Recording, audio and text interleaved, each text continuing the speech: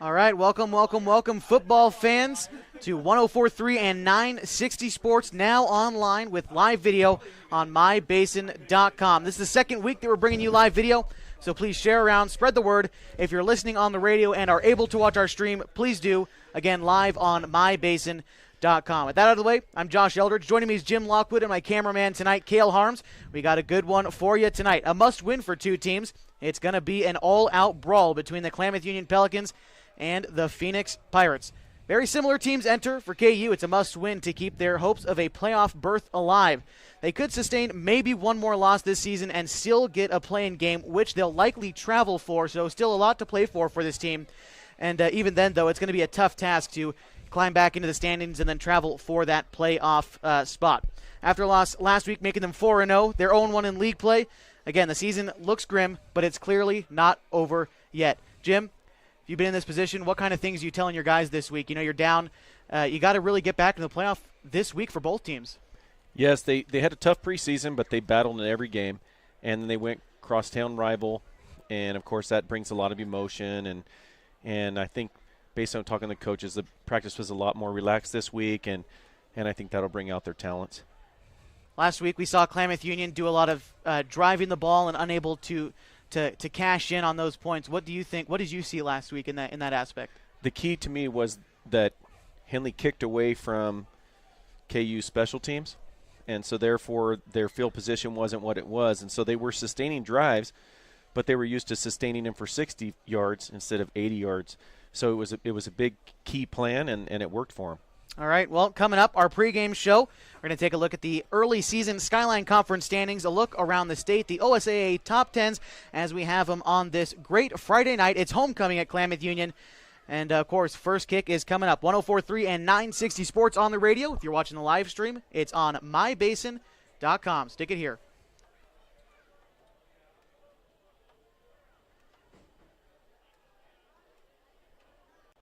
Hi there. It's Les Schwab Tires. You know, we've been helping keep folks safe on the road around here since 1952. That's why you can save up to $152 on a set of 4 select light truck and SUV tires during our fall tire sale. All with a service you deserve, but just don't find other places. Swing by or book an appointment at leschwab.com. Les Schwab Tires. Doing the right thing since 1952.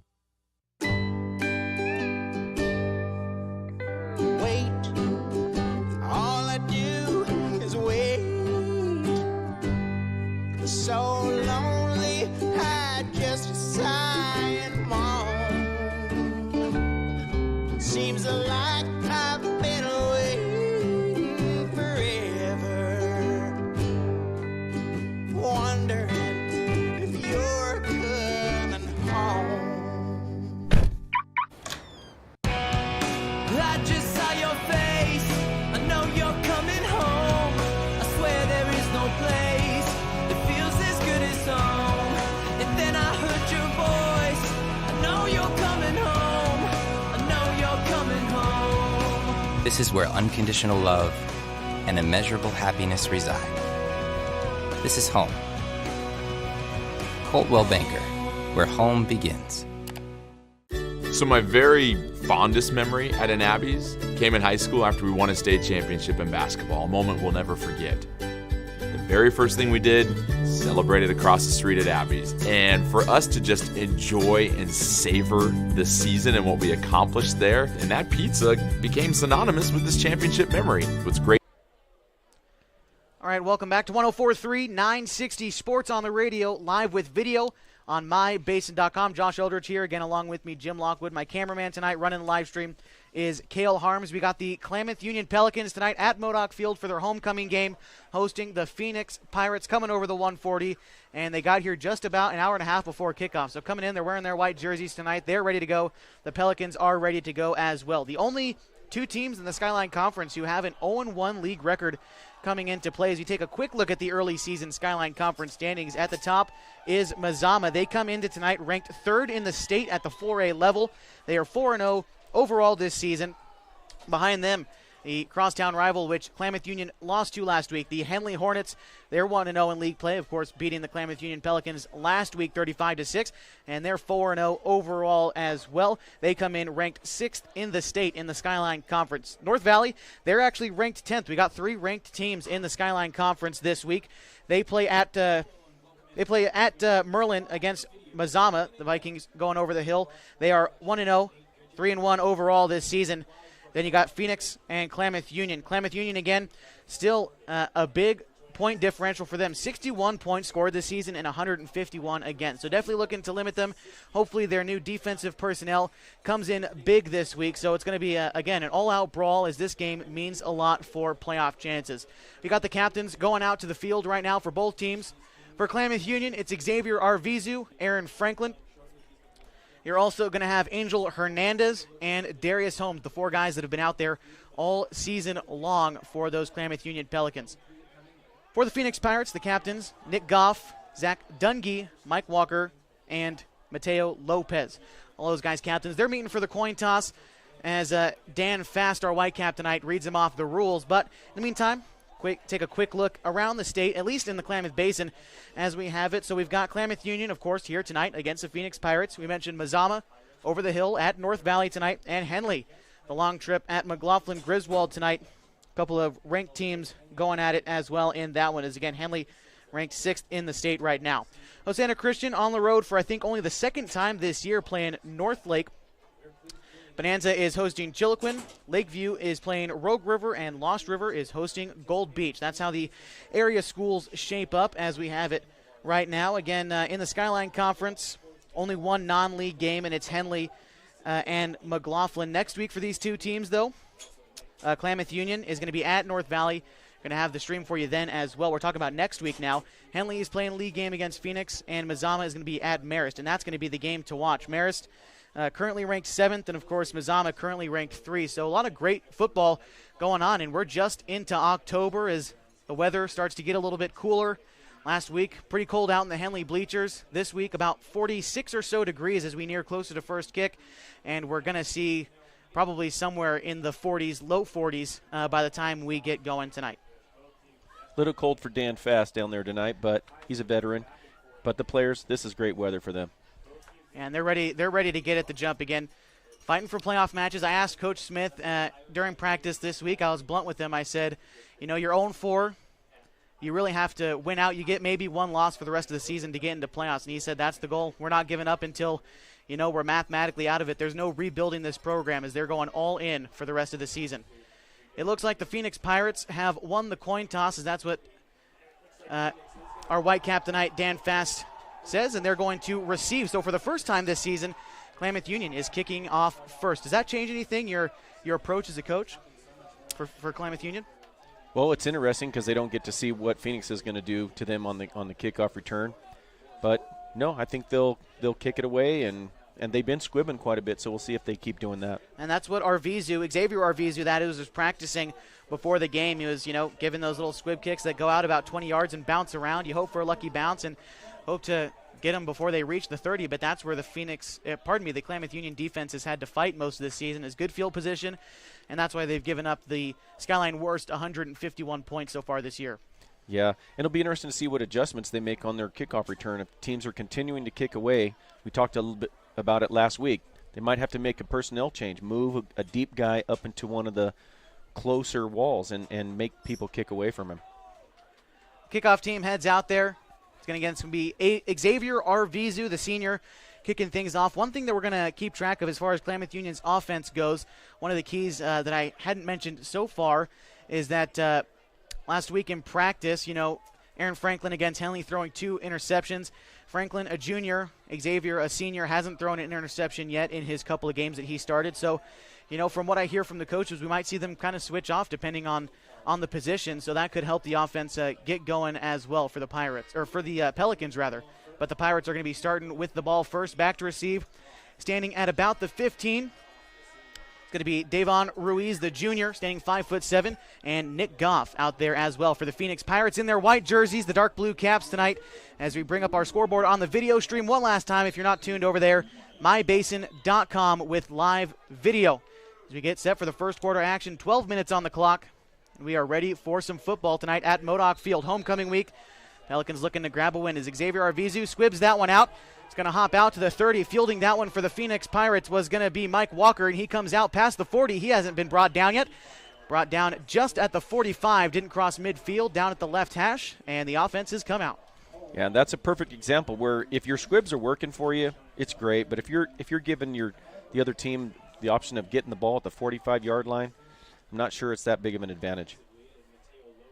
So the offense for the Phoenix Pirates. The notable guys that we got, Davon Ruiz, the junior standing 5'7". He's going to be part of the wide receiving core himself, and the senior Nick Goff standing 5'7", 150 pounds. As there's 3 wide receivers set out to the left side of quarterback Zach Dungy, the senior, standing 6 foot tall.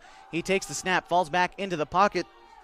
He feels a lot of pressure, and he's going to be sacked. The ball falls loose, and Klamath Union falls on it. Darius Holmes is going to pick it up at the 47-yard line, a turnover on the first play. Yeah, I really think he was down, but not sure everybody was looking at where I was looking, but he looked like he was down on the play, but good for KU. It doesn't look like our officials tonight are having a conversation about it, so the offense heads out for the Klamath Union Pelicans. That's a nice play to start your homecoming game. The adrenaline's riding high. You had the parade earlier this week that went down Main Street right in front of the offices. The 960 studios down at 404 Main Street. We heard them coming out about 3 o'clock, so they're pumped up. They're ready for this game as Aaron Franklin is going to start out at the QB spot tonight.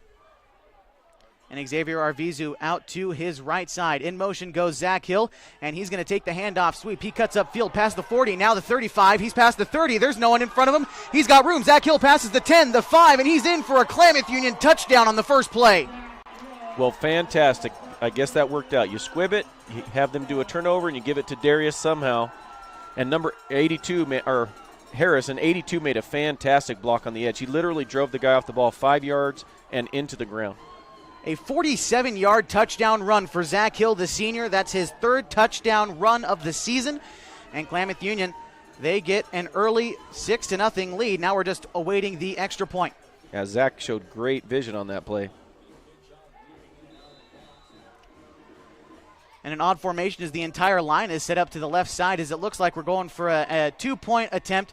As Xavier Arvizu takes the snap, he shoves it out to Darius Holmes, but he's unable to get into the end zone. He falls about 2 yards short. So we're going to stick at 6-0 on the first drive of the game for the Klamath Union Pelicans. With that, we're going to take a 30-second break here on 104.3 960 Sports with live video on mybasin.com.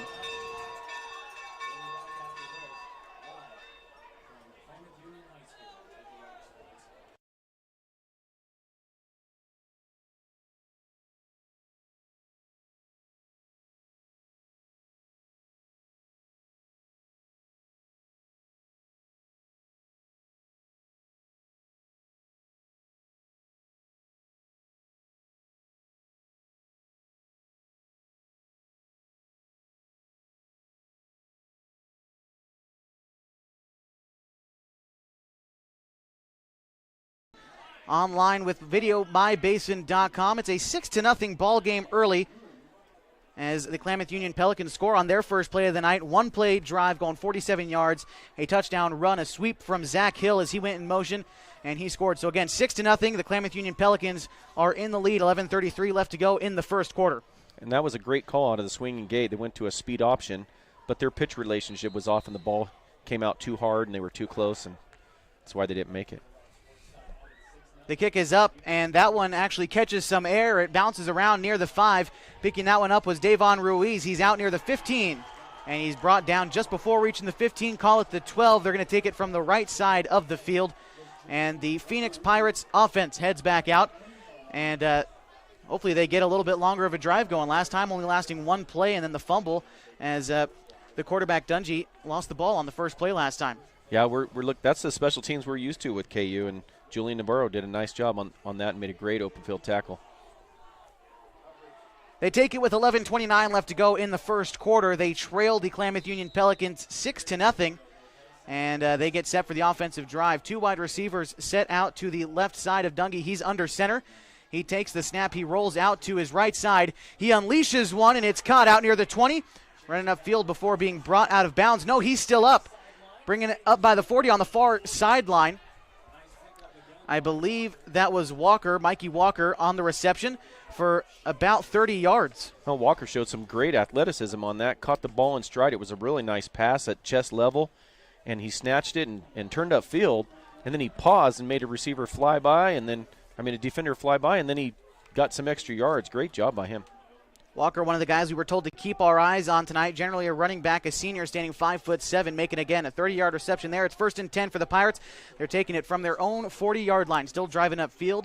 Dungy takes the snap, he hands it off into the backfield, a carry of about 5 yards that time for Mateo Lopez, a senior, standing 5'10", 175 pounds as the running back plunges up. A gain of 4. It's going to be 2nd and 6 for the Phoenix Pirates. A nice job by KU's defensive line to get off that block, because it looked like it was going to go for a little bit more than that. But fortunately for them, Dalton Barnes came off and made a nice tackle. 10:36 left to go in the first quarter. It's 2nd and about 6 to go for the Phoenix Pirates. They take it from the left hash as they are at about the 44 or so yard line, still driving upfield.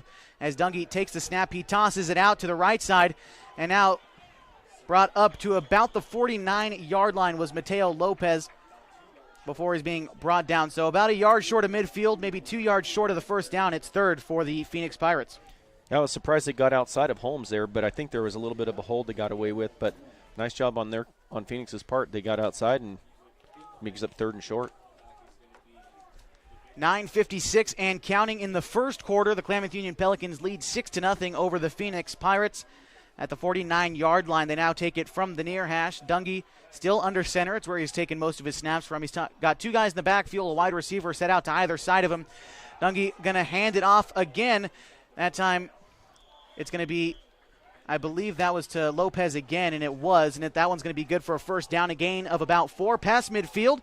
Now in a good field position to try to put a bit of a drive together after 2 first downs. Yeah, they went back to the flanker set and had a tight end next to Masalo Salo, and they might go back to that strong side again.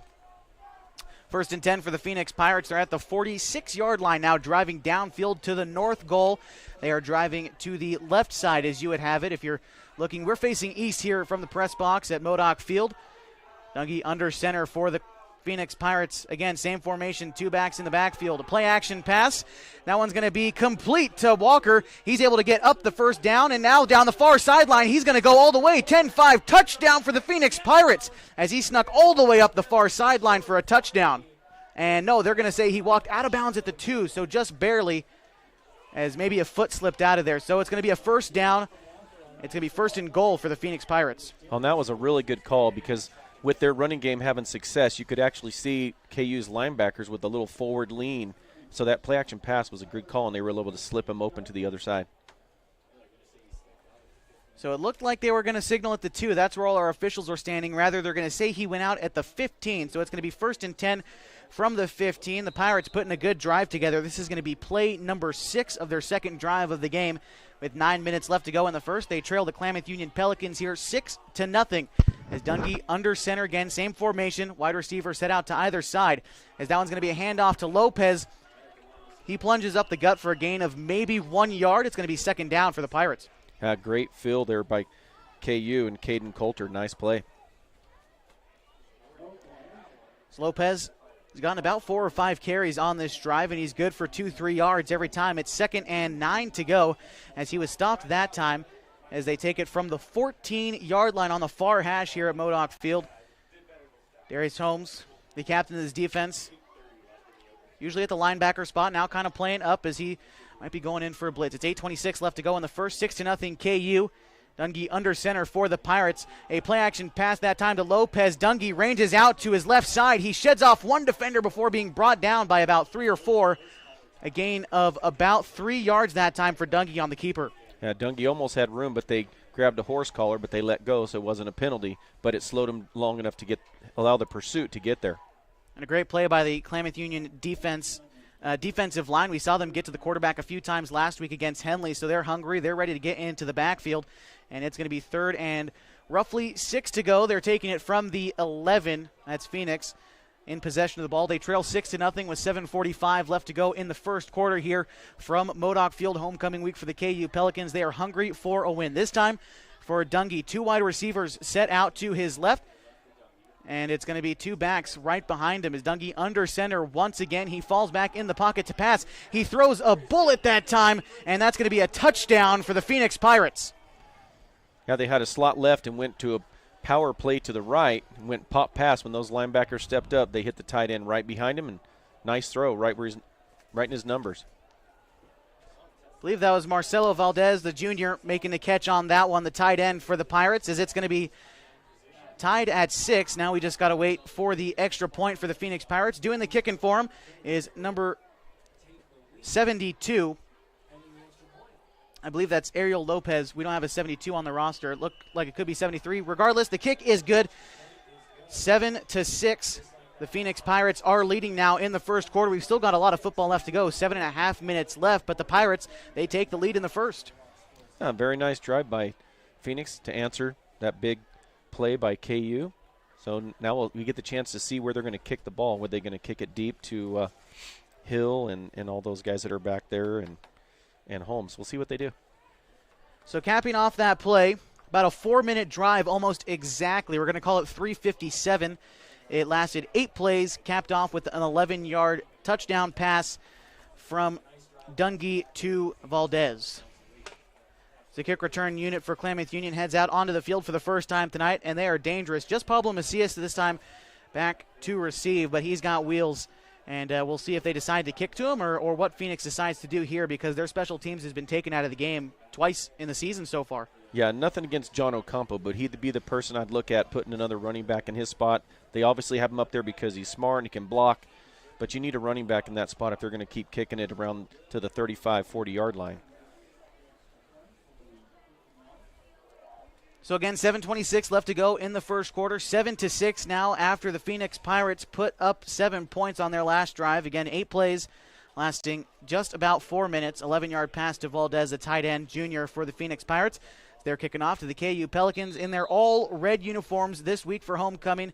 Red from the helmet to the pants. As that one's kicked, it's not very far. It goes out to the 30, having a little bit of trouble fielding that one, but now finds open room, and he's crossing the midfield, now to the 30, the 20, and now 10-5, touchdown, Klamath Union Pelicans. That's Joan Pena, the senior, in for the touchdown. Beautiful adjustment by KU. They usually have a diamond in the second wedge, and they went to a rectangle, and that allowed Pena to come over closer to the sideline. There is a flag on the play, so we'll see what happens, but nice return by Pena.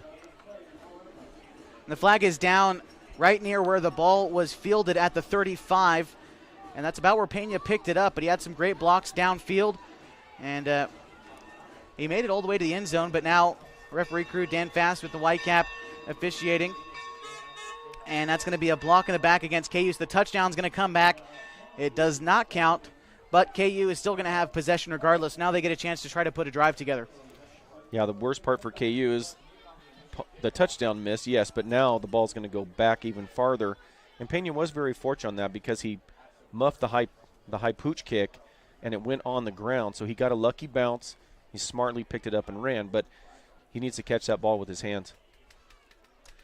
So KU only ran one play on their last scoring drive. It was a 47-yard touchdown run by Zach Hill, but now they're starting way back there, and we'll see with their first offensive drive what they decide to do. Their first play still, worked perfectly, so they're probably still coming out with what they scripted in the locker room, don't you think? Yes, and it's interesting because when Phoenix is on offense, they look quick when Mike Walker has the ball, but on defense, I'll be honest, they don't look as fast as KU. When also, to be fair for them, we saw one play. True, but I was watching a lot of players. they were not getting closer. Their gap was widening. So Aaron Franklin under center, and it's going to be a toss out to the right side. Darius Holmes is going to be brought out of bounds, maybe a gain of 1 yard on the play for KU. It's going to be second down. And again, speaking of Mike Walker, there he is. It's kind of like Darius Holmes there playing the defensive end spot and using that speed. They might want to go the other way. 7:10 left to go in a 7-6 ball game. The Klamath Union Pelicans trail in the first quarter to the Phoenix Pirates. Again, 7-6 the score.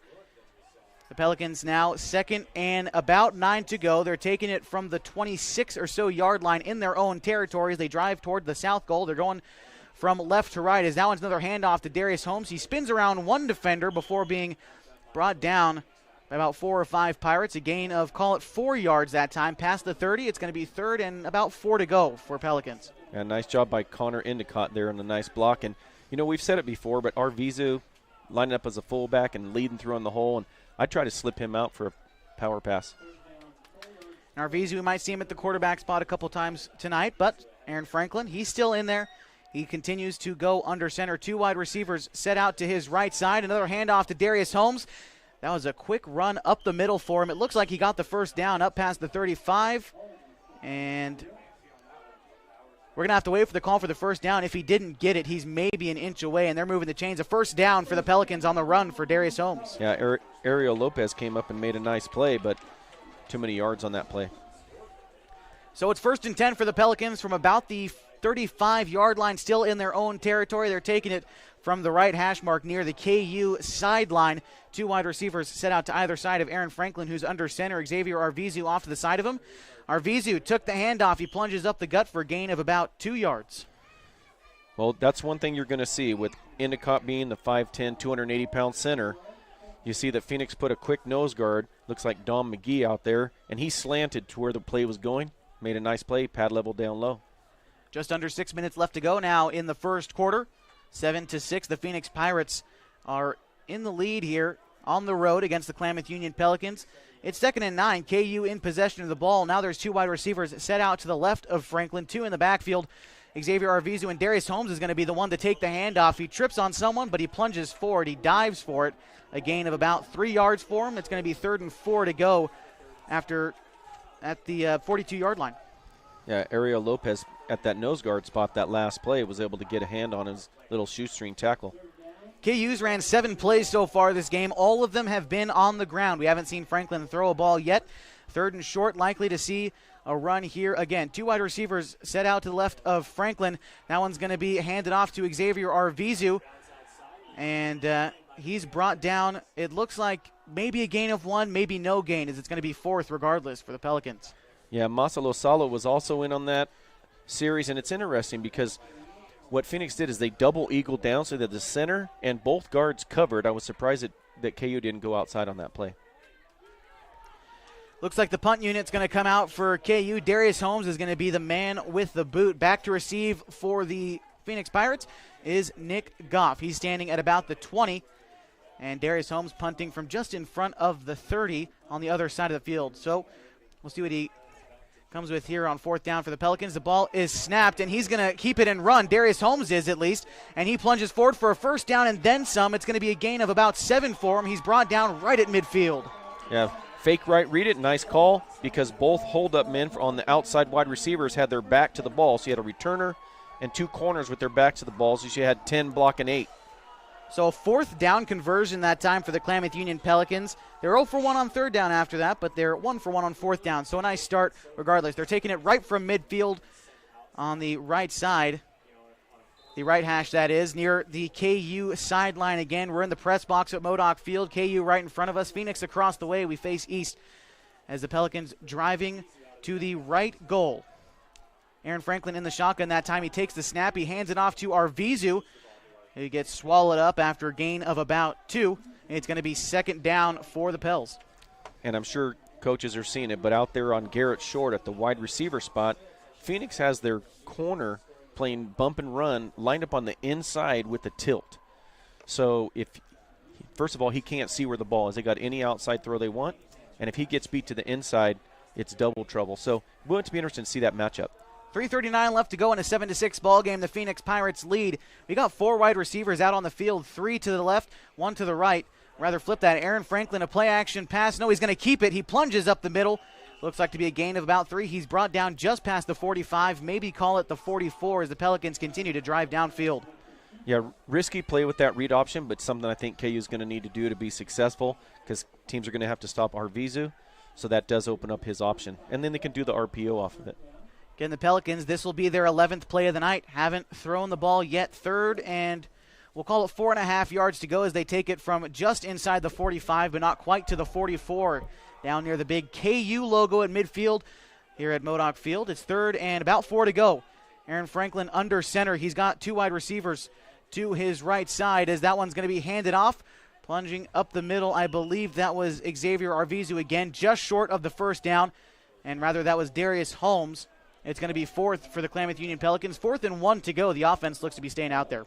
Yeah, another nice play by Dom McGee for Phoenix. That D-line's going to have to get a little bit lower. Be interested to see if they go to that double eagle again on short yardage. 2:26 left to go, first quarter, 7-6. The Pirates lead the Pelicans. And it looks like play is going to be stopped. The Klamath Union Pelicans are going to take a timeout, their first of the half. And that means it's time to remind you that you're listening to the Abby's legendary pizza game of the week. Abby's Pizza with 2 locations in Klamath Falls at 1919 Austin Street and 2226 Shalleck Street near OIT. Abby's Legendary Pizza is a proud supporter of high school athletics. Yeah, Davon Ruiz is out there at that corner spot, and they actually made an adjustment. They've actually backed him off a little bit and allowed him to see what's going on. So they're playing some chess match games, and that's good. So 2:22 remaining. The timeout again taken by Klamath Union, 7-6. The Pelicans are in possession of the ball, not in possession of the lead as the Phoenix Pirates have come to town, and they have the early lead. It's 4th and about 1 to go for the Pelicans. They are past midfield. They're taking it at the 41-yard line in Pirates territory. And it looks like the offense heads back out there to try to convert on this 4th down situation. They've already done it once so far. They're 1 for 1 on 4th down conversions tonight. Earlier this drive, again, 4th and 1 to go. First down is set at the 40. They're at the 41 as that one's going to be handed off to Darius Holmes. He finds a big hole, and he's going to go past the 20, the 15, 10, 5, touchdown, the Klamath Union Pelicans. Well, there is a flag on the play. So Phoenix went to that double eagle, and then right before the snap, they shifted out of it to a wide set, and they ran right where they had vacated. So both teams are executing well. They just got caught in the stem. And the flag is thrown past the first down marker. And it looks like it's going to end up coming back as Dan Fast. That's what he signals initially. He's our white cap tonight, but we have no official ruling from him yet. As the Pelican faithful, not too happy about it. And, yep, that one's coming back. Yeah, so we said that they caught him in a stem. They lined up, and right before they snapped the ball, they moved, and that's okay, but they happen to be moving away from where the attack was happening, so linebackers have to fill quicker on that. So now it's 4th and 5, and the punt unit coming out this time is unfortunate, as that was a great run from Darius Holmes as he found a big hole to run into, but now Pelicans forced to punt it. Darius Holmes is going to punt it from the 45 in Pelican territory. And it doesn't look like anyone's back to receive for the Pirates as they're anticipating a fake. And Darius Holmes, that's exactly what he does is he takes the flip that time from Arvizu. He runs up the far sideline. He gets the first down. And he ran out of bounds just near the first down marker. It looks like they're going to give it to him just by 1 yard, a 4th down conversion for the KU Pelicans. Yeah, and that 5'11", 190-pound senior is fun to watch. Hopefully somebody picks him up next year. Hopefully he wants to go somewhere. Hopefully he has the grades. And hopefully he can get into the Shrine game. 2:07 left to go. The Pelicans trailing 7-6 in this one to the Phoenix Pirates. But they are in possession of the ball. It's 1st and 10 from the 39-yard line as the Pelicans drive downfield. As Xavier Arvizu heads to the sideline, Zach Hill and Pablo Macias, the receiver core, out to the right side of Franklin. And there's 2 guys out to the left in front of the Phoenix sideline. And you're going to have Darius Holmes in the backfield right behind Aaron Franklin as Pablo Macias goes in motion and a flag is thrown. And that one's going against KU. So it's going to be probably 1st and 15 or 20 now for the Pelicans.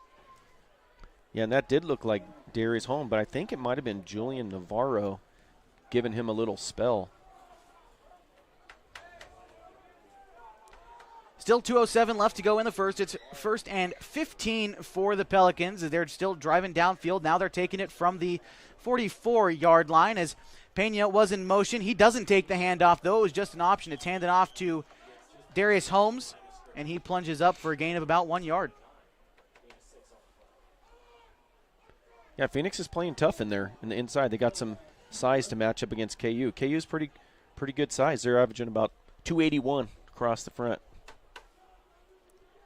2nd and 9 to go. Inside the 40 now for the Pelicans as they take it from in the middle of the 2 hash marks. Now driving downfield to the right goal. That'd be the south goal here at Modoc Field, as that one's going to be handed off up the middle, but swallowed up is Joan Pena. No gain on the play. Third down for the Pelicans. Yeah, Kyle Braun made a nice play. He read it, timed the play, and filled the gap. Nice job by him.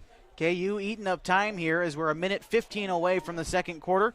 They trail 7-6 to the Phoenix Pirates, and it's 3rd and 9 to go for the Pelicans, as we'll see if they're able to convert on 3rd down tonight. They haven't been able to do it yet, but they've converted on 4th down twice.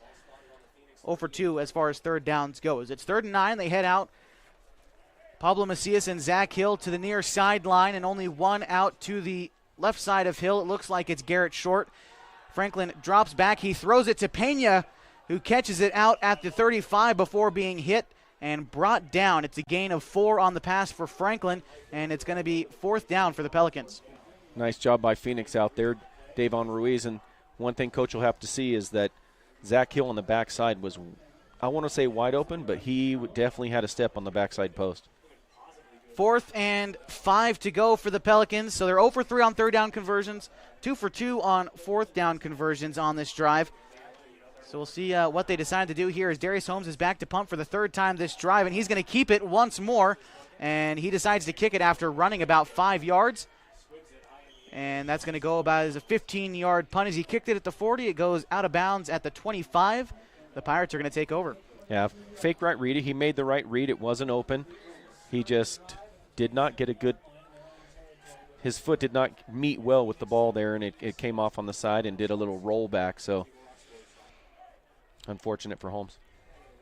9 seconds to go until the second quarter as the Pelicans trail the Phoenix Pirates 7-6 here at Modoc Field, as this one's going to be taken at the 27 or so yard line for the Phoenix Pirates. Their offense scoring on their last drive, lasting 8 plays and about 4 minutes. So we'll see what they put together here, as they're only going to be able to get off 1 play here in the first quarter.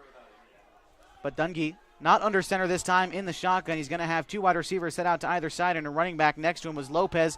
Dungy ranges out to his left side. He dumps it off to Lopez, who's swallowed up in the backfield, a loss of roughly 5 yards.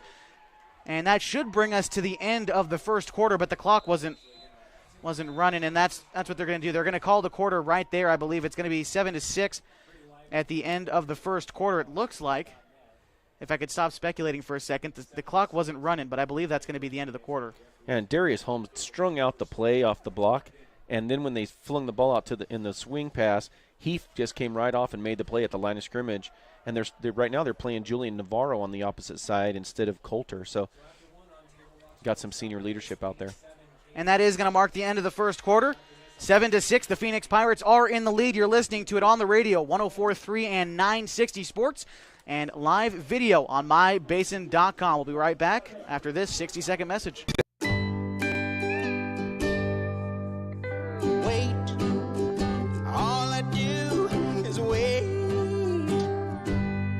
So lonely, I just sigh and moan. Seems like I've been away forever, wondering if you're coming home. I just saw your face, I know you're coming home. I swear there is no place home.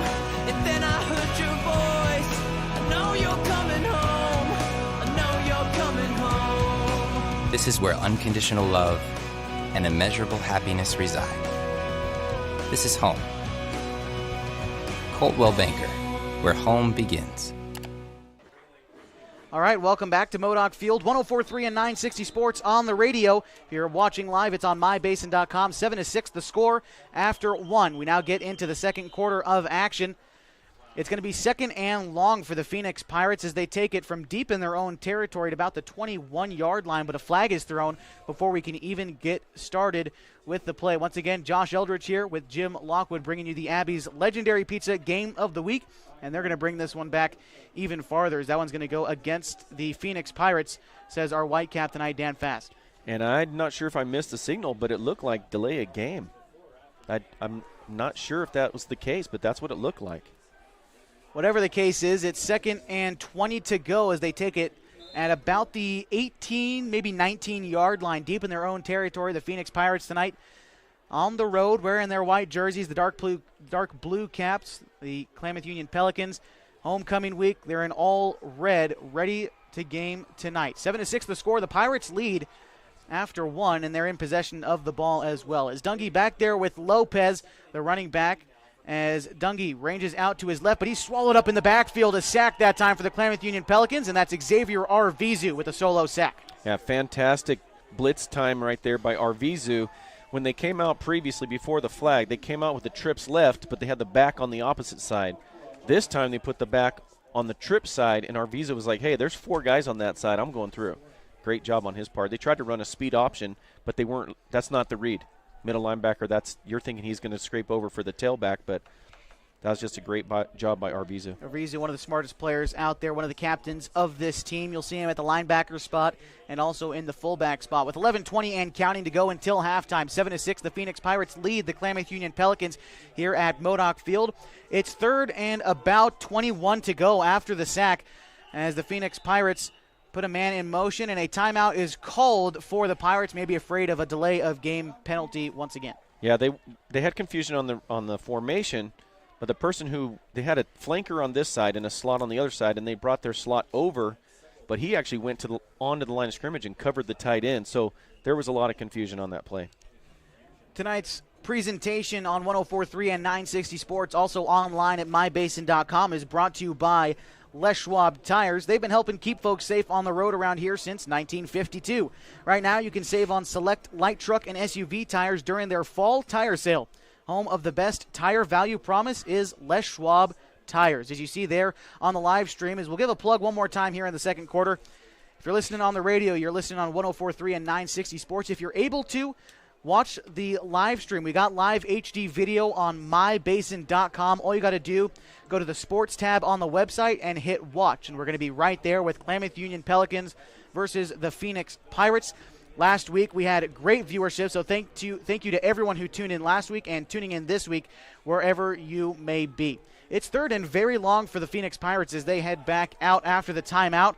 3rd and we'll call it again about 21 or 20 yards as they take it from the 17. The first down marker set just before the 40, so quite a ways to go as Dungy under center with a wide receiver in motion now walking behind him. It's going to be a fake handoff now. An option is Nick Goff takes it the other way up the far sideline, but he's going to be brought down in the backfield and maybe a gain of 7, so not quite the backfield as he was able to shed off one defender, but it looks like there is a flag down. Yeah, there should have been an additional flag. He was brought down by the face mask. I'm surprised they didn't call it. I'm surprised you can see that from all the way up here. So with 11 minutes and counting, the Phoenix Pirates are in the lead, but on the 3rd down play, they had quite a ways to go, and now the flag is down, though likely going against the Phoenix Pirates. Again, our Whitecap tonight, Dan Fast, making the decisions as he gets the signal ready. It's a false start against the Phoenix Pirates, so that's going to bring them back even farther on the 3rd down. They get to redo it, though. Yeah, and I'm not really trying to be funny, but this is a time where you say, hey, I'm not going to give up on the play. It's only 3rd down. But if you did like a punt here on 3rd down, no one would be back versus taking your chances. But it's going to be 4th down now. I guess they declined it. Smart play, I guess, by KU. Now they're ready for the punt. Zach Hill ready to go. He's down near the 40 on the other side of midfield. Doing the kicking for the Phoenix Pirates is, I believe, Ariel Lopez once again. No, that's actually going to be Ryan Brumble as the punt goes up. Fielded at the 45 by Zach Hill on the other side. He gets around one defender with the spin move. And a flag is down right near the side of the tackle, just past the 40, maybe the 42-yard line. It's about a 6-yard return for Zach Hill, but a flag is down. Yeah, he's a dangerous man. The ball popped up, but it stayed up in the air a little bit longer than he wanted it to, and it messed up the timing. So KU is going to take possession as that's going to go against the Pelicans. It looks like another illegal block in the back, so they're going to bring it back. But they still get possession. Last time out for the Pelicans, they had to punt it, but they converted about 3 times on 4th down, so they held the ball for 14 plays before finally punting it. 14 plays Do you think you run the same plays because those plays worked, or do you think you try to switch something up now that you didn't score on that 14-play drive? You actually do continue to try to run the same plays that are working, but you're looking for any kind of play-action pass off of it or something that comes off of it as well, because you're looking to see how their defense is adjusting. 10:46 left to go. The Phoenix Pirates lead the Klamath Union Pelicans. You're listening to the Abby's Legendary Pizza Game of the Week on 104.3 and 960 Sports, online with live video on mybasin.com. As the Pelicans offense, they are ready to go. 2 wide receivers set out to either side of Aaron Franklin, who's under center, and Arvizu is in the backfield. Darius Holmes in motion, and he's going to be the one who takes the handoff. No, that's Arvizu. He gets up for about 2 yards on the gain. And it looks like the ball might have popped loose, but Phoenix, I guess they're going to recover the fumble. I didn't see the ball pop loose, but it's going to be a fumble on Xavier Arvizu. The Pirates going to take the ball over at the 34-yard line. Yeah, he came out and the ball popped out, and Mateo Lopez was right there and was able to jump on it. Back to that punt return, the rule is catch the ball in the air. If you don't have time to return it necessarily, you're going to fair catch. Once that ball hits the ground, it becomes a crapshoot, which is what happened. And then the next rule is catch it off the first bounce, which he did. But you want to catch it in the air. So they're taking it from the 32 with 10:38 left to go in the first half. The Phoenix Pirates in the lead and also in possession of the football. 1st and 10. Dungy under center. It's going to be a play-action pass as he ranges out to his left side. And that one's going to be unleashed to the 20. And did he catch that? Did Nick Goff come away with that snag? Yeah, it was a fantastic throw, low and to the outside. That's a 15-yard completion to the senior, Nick Goff, coming away with a beautiful catch resembling Tyler Lockett from last night. A fantastic catch. And interestingly enough, the quarterback was rolling to his opposite side, to his left side. That's a tough throw, but he squared up. 10-20 and counting. 1st and 10 from the 20 for the Phoenix Pirates. Dungy under center. 2 backs in the backfield. 1 wide receiver set out to either side as Lopez is going to take the handoff. He plunges forward for a gain of about 3 before being brought down by Xavier Arvizu, Darius Holmes, and Garrett Short. And that was actually an excellent play. They had a lineman pulling. They had Don McGee pulling from the backside, but the running back had to dance in the hole and took a little bit too long, so the pursuit came and got him, but that play was open. 9:50 and counting. 2nd and 6 to go for the Phoenix Pirates tonight. They lead the Pelicans 7-6. Dungy still remains under center. Same formation. 1 wide receiver set out to either side. 2 guys behind him. As the snap is taken, another play-action pass, this time rolling out to his right. Now he goes back to his left after feeling pressure. He unleashes one downfield, and it just falls incomplete. The intended target that time was Davon Ruiz, the junior, but he was unable to bring it in. And Ivan Alvarez was out there and on his hip, so it was really nice coverage, especially on a broken play. Good job by Alvarez. After that incompletion, 9:27 left to go. 7-6 the score. The Pelicans trailing the Pirates in this one. It's 3rd and we'll call it 7 to go as they're taking it from the 17 or so yard line as the first down marker is set right at the 10 as the Pirates drive downfield in the red zone. And Navarro has come out at defensive end, and they put Caden Coulter back in, so him being a 6'2" player, it's going to help him with the contain. Dungy takes a snap under center, rolling out to his right. He feels the pressure from the back, and that one's tipped but caught down by the 2. And I believe that was Davon Ruiz making the catch off the tip. A heads-up play just short of the end zone. He's brought down at the 1-yard line, a gain of 16 yards on the catch for Ruiz. And Caden Coulter was 1 step away from getting a strip sack on that, and he was actually lucky he didn't get called for a flag, but he hit him in wrap, but wasn't too forceful on it. 9:10 and counting here left in the second half. 7-6, the Phoenix Pirates lead. Very close to adding more points on the board as a timeout is called for the Phoenix Pirates as they're going to burn 1 more. They've only got 1 timeout left in this half. They take it with 9:05 left to go in the second quarter. And they have momentum right now, so obviously they want to catch their breath and make sure that they know what they're calling and set up some good things here, but they kind of have KU reeling a little bit, so this timeout actually helps KU. Again, you're listening to this presentation of 104.3 960 Sports online at mybasin.com, brought to you in part by Harbor Isles Tennis and Fitness Club, a place where you can exercise in a professional, clean, and friendly environment. You're going to want to head to Harbor Isles Tennis and Fitness Club. with state-of-the-art equipment, 4 indoor tennis courts, 3 pickleball courts, certified personal trainers, tons of group exercise classes. Harbor is the place to be. Yeah, so Coach Johnson called timeout, make sure his squad's all set. Coach Johnson in his second year as a head coach. Last year the Pirates going 0-8. They grabbed one win earlier this season. It was against Newport, 27-0, looking to add more points against the Klamath Union Pelicans here as they're taking it from the 2-yard line as they've got a goal line set out. Only one wide receiver set out to the left, and it's Nick Goff. It's handed off to Lopez. He plunges up the gut untouched. A Phoenix touchdown with 8:59 left to go in the half. Yeah, they were smart. They went right back behind Fa Masalosalo, and they ran that power play, and the back was patient. Then all of a sudden, boom, accelerated through the hole. That's Lopez's first rushing touchdown of the night as that puts him up 13-6. And now we just await the extra point attempt. They also were smart. They had their fullback on the right side, and then they shifted him over to the left side, which can make the defense change their calls. And the kick is up, and it is good. 14-6. The Phoenix Pirates are in the lead. We're going to take a 30-second break. You're listening to 104.3 and 960 Sports. You're watching live video on mybasin.com.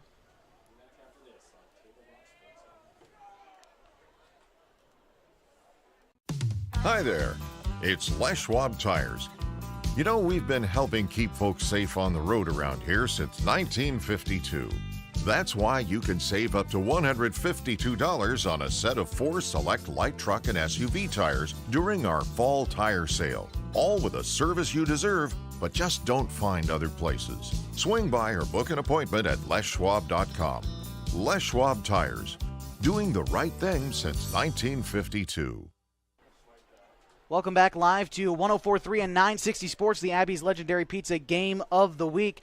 If you're watching live video, it's on mybasin.com. Josh Eldridge here, Jim Lockwood with me. Cale Harms, my man, running the live stream and the camera tonight on mybasin.com. 14-6 coming out of that break with 9 minutes to go. The Phoenix Pirates putting more points on the board. A 5-play, 2.5-minute drive capped off with a Lopez 2-yard touchdown for the Phoenix Pirates. As the kick is up, it's fielded at about the 30.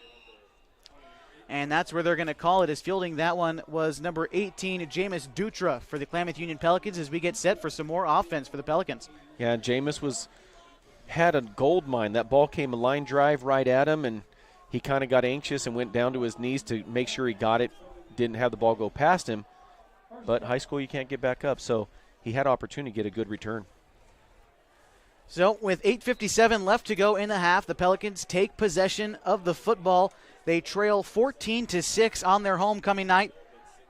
Ready to try to put some more points up on the board. To Franklin's left, it's 3 wide receivers, and it's going to be a draw play, it looked like, and swallowed up before getting any yards was Xavier Arvizu, going to be second down for the Pelicans. Yeah, Mateo Lopez, being an athlete, he read that and filled and made a nice play. Call it 2nd and 10, no gain on the play for the Pelicans. Coming in is Jameis Dutra. He's probably going to be at the wide receiver spot as he comes in with the play call. See what the Pelicans come up with here at 2nd and 10. 8.5 minutes left to go until halftime. As Aaron Franklin in the gun. 2 wide receivers set out to either side. He falls back in the pocket. He tosses it to Darius Holmes, who takes a booming hit at the 30, maybe a gain of 1 yard on the play. Nice job by Davon Ruiz. Read the play, played his zone, and then read the quarterback and came up and made a nice play. It wasn't fair to Holmes. The throw was not good. He had to adjust back and was in a really bad position when he took the hit. Very low throw, but it brings up 3rd and long. Call it about 8 yards to go. First down marker set at the 39-yard line, and the snap is going to be taken from the 31-yard line. So 3rd down for the Pelicans. 7:50 to go. They trail 14-6 to the Phoenix Pirates. And it looks like Arvizu coming in to take the snap this time. As we thought it happened, he falls into the pocket. He feels pressure before being brought down in the backfield. And he is going to be brought down with a sack. About 4 Phoenix Pirates in on the tackle. That's going to bring up 4th down. Yeah, and I could see why they want to do that, but I thought they were going to go to a double pass when they switched the quarterback out to the trip set because Franklin was still in. So that brings up 4th down, 7-17 and counting. Left until halftime. At halftime, we got a long halftime tonight as the Phoenix Pirates are here at homecoming night for the Pelicans. So we got a lot to break down during halftime as Darius Holmes runs around with it before getting off the punt. That one's a high punt. He kicks it from about the 20. It goes out to the 50, bounces around, and it's going to be marked down at the 45 on the other side of midfield. So call it a 20, 25-yard punt from Darius Holmes, and the Pirates take over. Yeah, and it's going to be an interesting call on this because Arvizo was running the ball, and then he was getting half tackled as he was kicking, and then the guy actually continued the tackle and took him down to the ground, which Arvizo took exception to, and then they were scuffling a little bit, and then now there's a flag back at the 10-yard line. 6:54 left until halftime. Again, at halftime, we're going to take a look at the greater Oregon area, what's going on in the Pac-12, some of the smaller colleges, SOU and Portland State, what they got going on, and also the events going on this weekend at Klamath Union High School with the remodeling of the school, celebrating their 92-year anniversary. So we'll tell you all about that stuff, Oregon Tech, and a few other things at halftime tonight. So you're not going to want to tune away on 104.3 and 960 Sports, also online with live video at mybasin.com. Our officials tonight still discussing the flag that was down in the backfield, as we haven't quite made a decision yet. And this game is brought to you by Coldwell Banker. They've been the star of the real estate universe for more than 100 years. And here in the Klamath Basin, Coldwell Banker Home and Premier Realty will be taking the brand into the next 100. Coldwell Banker Home and Premier Realty will always be locally owned and nationally known. Let them be the star that guides you home. They may have called a penalty on both teams because they brought both captains over. They were a little – the scuffle was both players. Both were kind of pushing a little bit.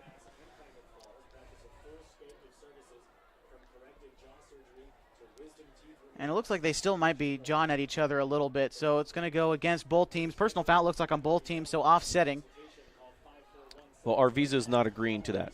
He's upset because he's not agreeing that it was both sides. But I honestly, I think Dan Fast made the right call here. It did look like it was on both of them.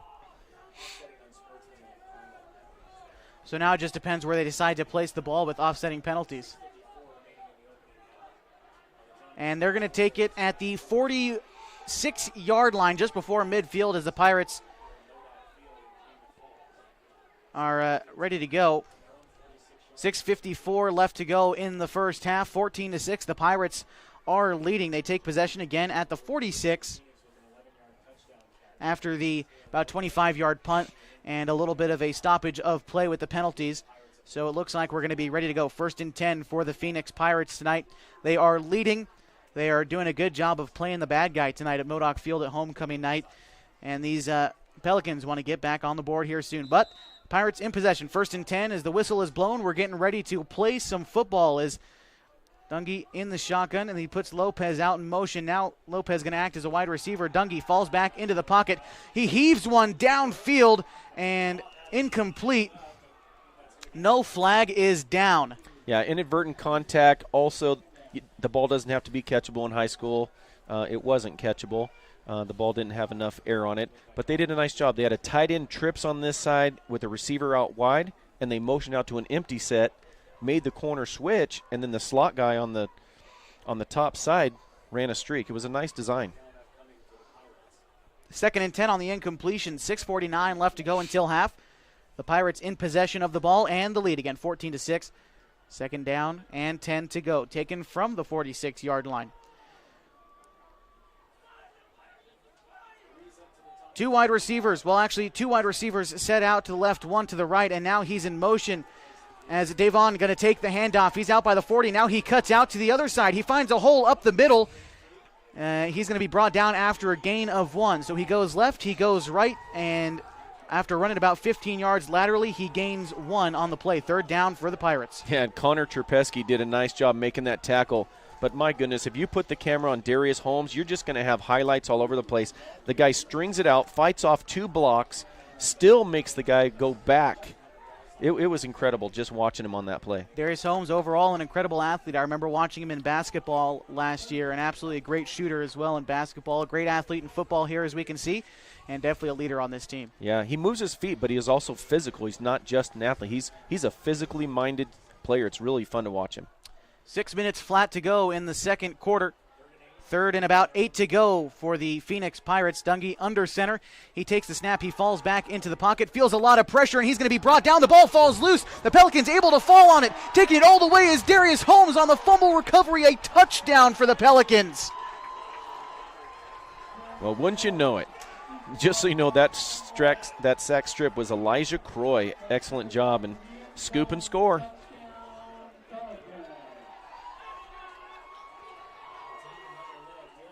The Pels do love the big play.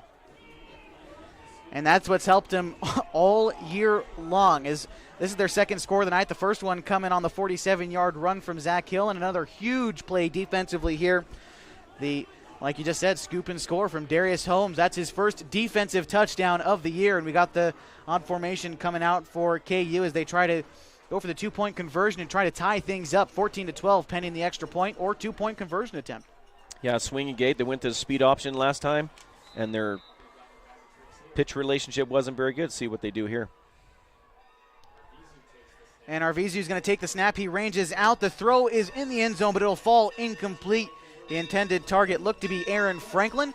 So it's going to remain 14-12 with 5:41 left to go in the second quarter. The Pelicans still trail, and the Pirates are going to get the ball right back as that was a defensive touchdown. The Darius Holmes scooping and scoring from about 30 yards out. And that was a really good defensive play by Phoenix because it was well designed. Just the ball came out just a tad late.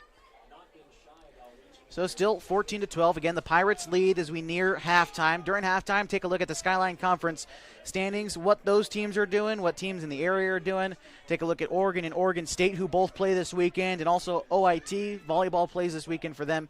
We'll take a look at all that good stuff coming up at halftime. But we still got 5:41 left to go in the second quarter, and this one's shaping up to be a great football game.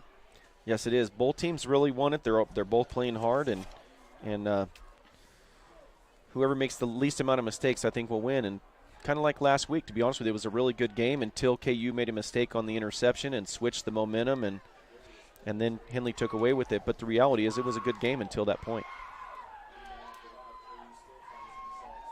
So it's going to be Arvizu with the kick. Again, it's going to be Goff and Ruiz back to receive for the Pirates as the two captains of this team are back there again for Phoenix as it's 14-12. The kick is up. That one gets a little air under it for Arvizu, and it's going to go out of bounds. They're going to take it from the 35. Yeah, that's going to give them really good field position, and that's going to allow Phoenix to have some confidence. What I didn't like about their last pass play where we got the sack was they've been rolling in that trips, and that time they dropped back on it. And I don't think that was a good decision because Arvizu and those guys have been blitzing and they've been getting pressure and they've been rolling away from it. And that time he stood in the pocket and paid the price. Still 5:41 left to go in the second quarter up until halftime. Again, a long halftime tonight. It's homecoming week for the Klamath Union Pelicans. We'll talk a little bit about homecoming week as they had their big parade today and all that stuff. But the big thing they want, like Tom Smith said, Coach Smith earlier this week, they are the show for homecoming. They want to grab a win. Right now they trail 14-12. The Pirates are in possession. Dungy under center. He hands it off to Lopez, who finds a big hole. He cuts upfield for a first down and then some. A gain of about 12 on the play, maybe 14 yards. And it's a first down. Yeah, nice job by Jameis Dutra and Zane Maldonado. Zane's been getting a lot of playing time at that left corner spot. That's the sixth first down of the night for the Phoenix Pirates unofficially, as it's 1st and 10 from the 49-yard line. The Pirates still looking across midfield as they drive to the south goal. They're going from left to right with 5:20 and counting left until halftime. They lead 14-12. They're on the road in this one. Coming to Modoc Field to play the Klamath Union Pelicans is Dungy under center again, two in the backfield, one wide receiver set out to either side of him. Dungy's going to hand it off to Lopez once again. He's going to plunge upfield. Another first down right up the middle, a gain of 11 that time as the Pirates playing some smash mouth football. Yeah, and that does not bode well for KU. They actually went to a 4-4 defensively and only 3 deep. Corners came up and then yo-yoed back. So they had 8 guys in the box and they still ran for 11 yards. That's not a good sign. First down for the Pirates. It's going to be 1st and 10 from the 40 as they now drive downfield again to the south goal, going left to right as we look east from the press box here at Modoc Field on homecoming night. First down marker set at the 30 as they've got, again, one wide receiver set out to either side of Dungy. They're both pretty close to the line, and two guys in the backfield, Lopez included back there, and Lopez is going to take the play action fake. Dungy unleashes one. That one's going to be caught out near the 40 and brought up near the 31-yard line. It's a gain of 9 on the play. Yeah, nice job there by Phoenix getting the ball into Mike Walker's hands again. They went play action. They took advantage of that good running, and KU had brought in Jaden McVeigh to try to solidify that line, and they went that play action and those linebackers were being very aggressive. It'll be interesting to see if they try to go deep here with those corners on an island out here. Walker's been very, very good tonight as he's still out there as well. It's about 2nd and 3 to go. Same formation again for the Pirates as Dungy rolls out to his left. He unleashes one near the 30. Intended target looked to be Walker again, but it will fall incomplete. 3rd down and short to go for the Pirates. And it's an interesting flood that they're doing. So they send Goff deep, and normally your tight end would be your middle route, but I think he's not fast enough. So they send him to the flat, and they send the fullback to the middle route, and that's been working for him.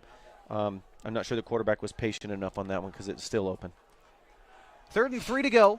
First down marker set at the 30. They take it from the 33-yard line, driving downfield.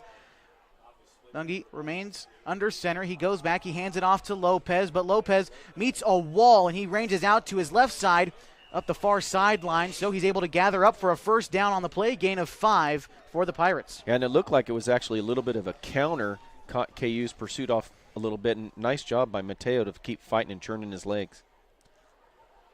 3:37 left to go until halftime as now the Phoenix Pirates 1st and 10. They're taking it from the 27-yard line from the left hash mark in front of their own sideline as they drive downfield, looking to add some more points before halftime. 3:25 and counting left to go. 1st and 10 for the Pirates. Dungy under center. One wide receiver set out to either side of him. He takes the snap, fumbles it a little bit before falling back into the pocket, and it falls incomplete. Might have been a backwards pass, but the ruling is an incomplete pass. It's going to be 2nd and 10. Yeah, it was interesting because Goff and Baynard were on one side, and then Walker went up, and then Lopez did a little swing pass, but he looked like he might have been a little tired from the previous run. He didn't really make probably his normal great effort on that ball. This will be the 7th play of the drive for the Pirates. 3:13, the play clock is stopped after that incompletion. 2nd and 10 from the 27-yard line for the Pirates. Dungy under center again as that's where he's taking the ball almost all the time tonight. In motion is big number 80, Joe Baynard. And that's going to be handed off to Lopez after the snap is taken. He plunges forward, a gain of 3 yards on the play.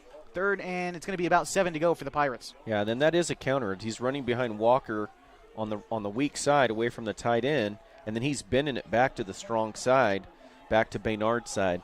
So, again, they're shifting the tight end, make the defense have to change their strong calls, and it'll be interesting to see what they do here on 3rd and long. Clock continues to run just past the 2:50 mark in the second quarter. As it's 14-12, the Pirates in possession of the ball and in possession of the lead. As it's 3rd, and we're going to call it 8 to go for the Pirates. Dungy now no longer under center. He's in the backfield. Hanging out with him is Lopez. As it's going to be a quick pass to Goff, who catches it just in front of the 27. He plunges forward, gets up to the 17-yard line, but a flag is down near the site of the tackle.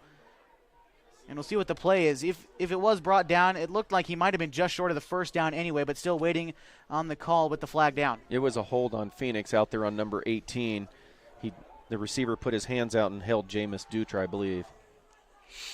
And that is exactly the call, so it's going to be brought back.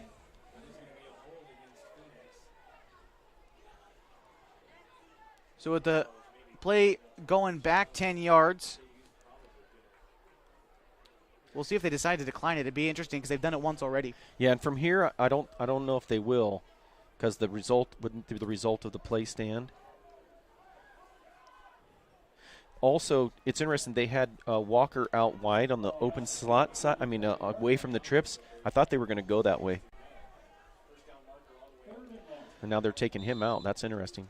So they're going to take the penalty. It's going to be 3rd and about 15 to go for the Pirates. They're taking the snap from the 35. The first down marker set at the 17-yard line. So maybe a little bit under 3rd and 15 to go. But the Pirates looking for a big play here. 3rd down and very long to go. As Lopez goes into motion, Dungy by himself in the backfield. He takes the snap, and that's going toward the end zone. Goff is going to come down with it for a Phoenix touchdown. Same play as before. They lined up in tight end trips, brought in the outside receiver and motioned the guy out. Corner bounces, and then they run Goff on that slot. It's the same as before, but that he had overthrown him. Call it a 35-yard touchdown connection. A beautifully placed pass, I should say, that time from Dungy, and a great over-the-shoulder catch that time from Nick Goff, and now we just await the extra point. Yeah, Zach Dungy did a great job. He's been overthrowing, a little excited, and put a lot of great touch on that play. So the kick is up. It's a low kick, but it still finds its way through the uprights. It's going to be 21-12 as we're a minute 58 away from halftime. The Pelicans going to try to put a quick drive together and get some points up on the board. And it's a small thing, Josh, but you see here, Darius Holmes is in the game. He's really hardly ever out. He almost gets a block on that, and he hustles off the field. He's the first one off the field. You could almost argue, hey, he has a right to rest every once in a while. But he's just really a great leader, and coaches are going to look at that from the college level. Got a great motor in helping this team try to put some points on the board. Again, he's got that defensive touchdown tonight. He's got 3 receiving touchdowns on the season and a couple rushing touchdowns as well. So definitely leading his team in scoring so far this season. A minute 58 left to go till halftime. 21-12 is the score. The Phoenix Pirates lead as we're almost halfway through this game, but the Pelicans still a chance to put some points up on the board before we hear that halftime buzzer.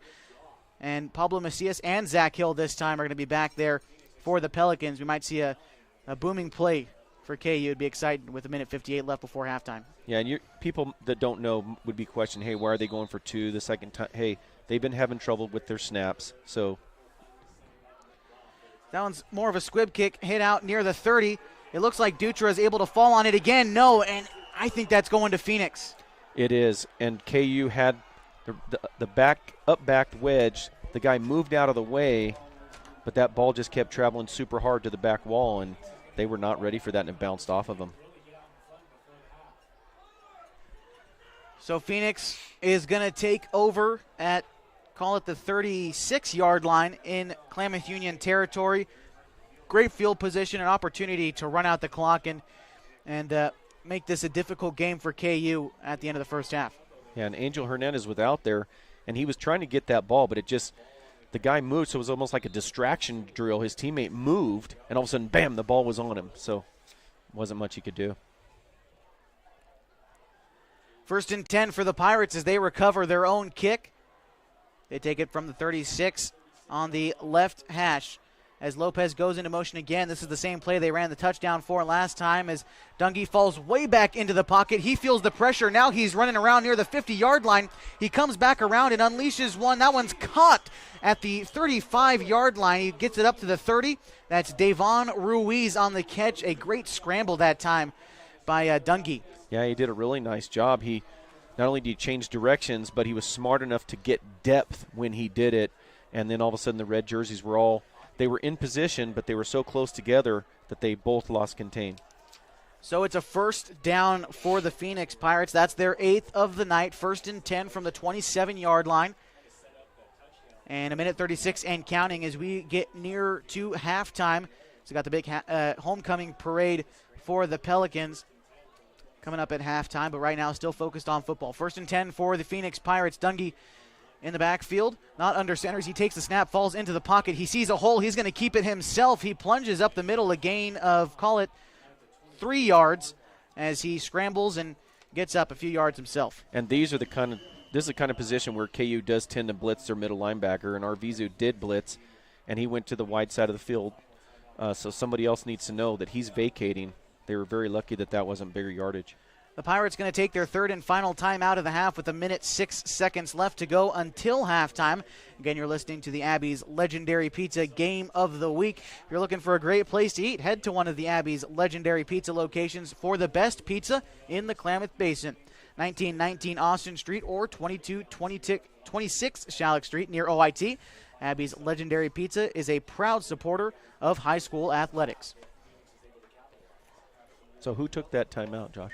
It'd be the Pirates. Okay, so I believe that's their last. That would be their last. Yep. Yeah. KU has 2 remaining. The Pirates took their final timeout, and a minute until halftime. So they're going to either, try to score quick in their minute time, or maybe try to run a play, kick a field goal if they can. What would you do here? Well, they're going to. It's only second down, so they have the opportunity, but they should be passing. If they get a first down, they can do clock play, but they need to be passing the ball here. 2nd and 9. Dungy takes the snap, and it's going to be thrown near the far sideline. The intended target looked to be Goff again, but it's going to fall incomplete in the end zone as Dungy takes a shot, and it's going to fall incomplete. And it looked like Josiah Bunyard was out there playing face, ice, hand, did a nice job. So the clock is stopped in a minute, 1 second, 21-12. The Phoenix Pirates lead the KU Pelicans in this one at Modoc Field. The Pelicans, their 3rd home game of the season, have yet to grab a win at all this season, but down 21-12 on their homecoming night. It's 3rd and 9 to go for the Pirates.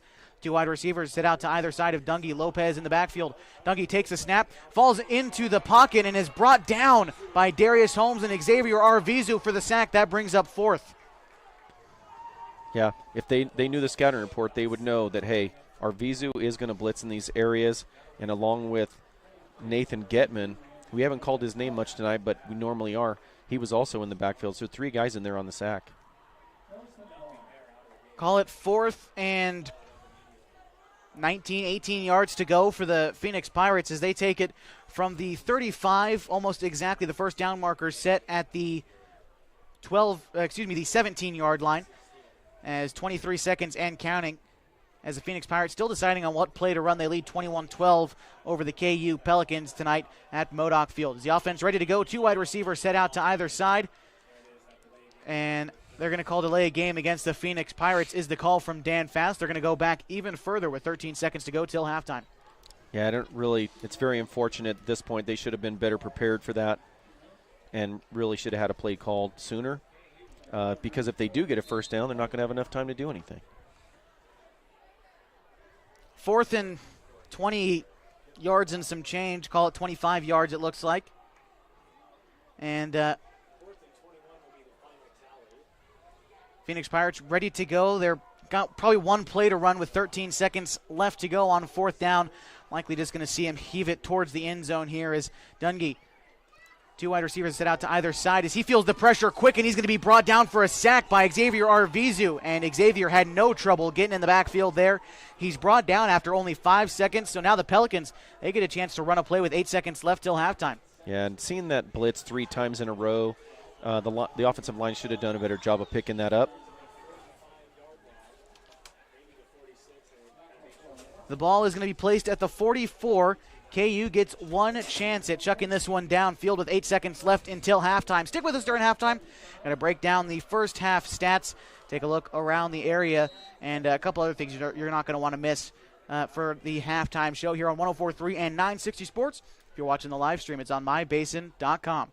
8 seconds to go till halftime.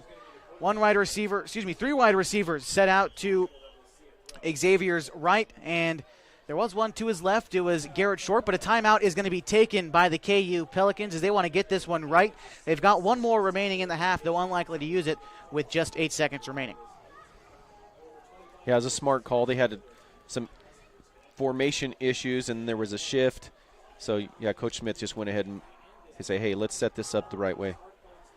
Tonight's game brought to you in part by Les Schwab Tires, who's been keeping folks safe on the road around here since 1952.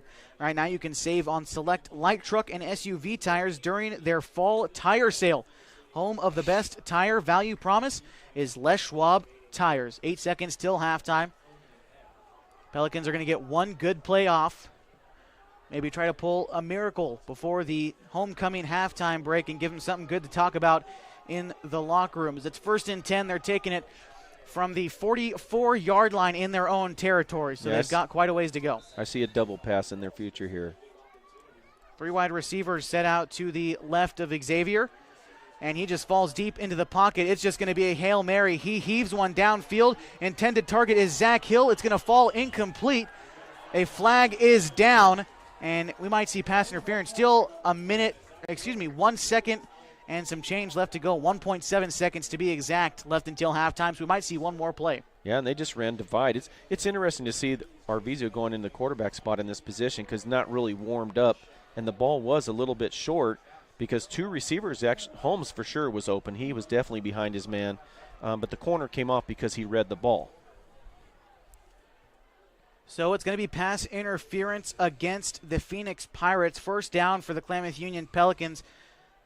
1.7 seconds left to go till halftime. So Klamath Union, they're going to get one more chance to run a play here. And they're just going to hope for another miracle, as that was a gift. The pass interference was an absolute gift for them here before halftime. Yeah, and interestingly enough, in high school, it's really 10-yard penalty. So pass interference is really a good defensive play in this situation. So now they're going to take it from the 41-yard line on the other side of the field. First and 10. 1.7 seconds left to go. Same formation. Xavier Arvizu, he takes the snap. He goes into the backfield. He sheds off one defender. Make that two. He's able to unleash one into the end zone. Aaron Franklin's in the end zone. And Zach Hill, oh no. Both of them were open, and they fight for the ball, and neither of them come down with it. Yeah, that was such a beautiful throw, and he definitely warmed up on the last play, and they just, because of scramble, they didn't know where the other person was. Wow. That is frustrating, man, for both of those kids. Zach Hill and Aaron Franklin, not really worth going into again, but an extremely close play to end that one, and accidentally hitting touchdown on the scoreboard here on the live stream. We go into halftime.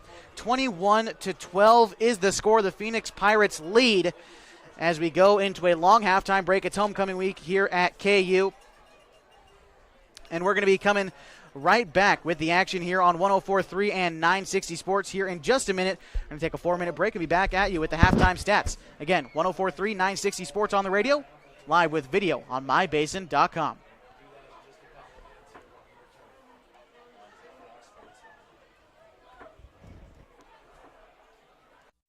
Hi there, it's Les Schwab Tires. You know, we've been helping keep folks safe on the road around here since 1952. That's why you can save up to $152 on a set of 4 select light truck and SUV tires during our fall tire sale. All with a service you deserve, but just don't find other places. Swing by or book an appointment at leschwab.com. Les Schwab Tires, doing the right thing since 1952.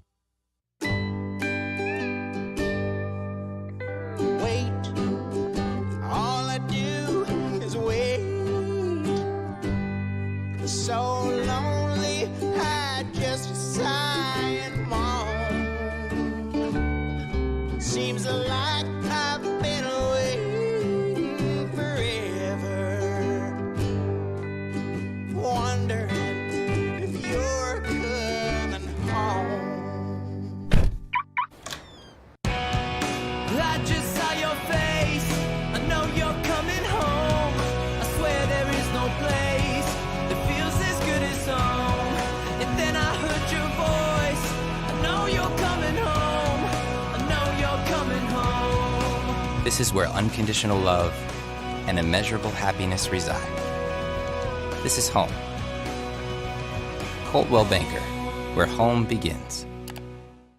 So my very fondest memory at an Abby's came in high school after we won a state championship in basketball, a moment we'll never forget. The very first thing we did, celebrated across the street at Abby's. And for us to just enjoy and savor the season and what we accomplished there, and that pizza became synonymous with this championship memory. It's great to have some of those just foundational, traditional spots that we can all go to and enjoy a great time.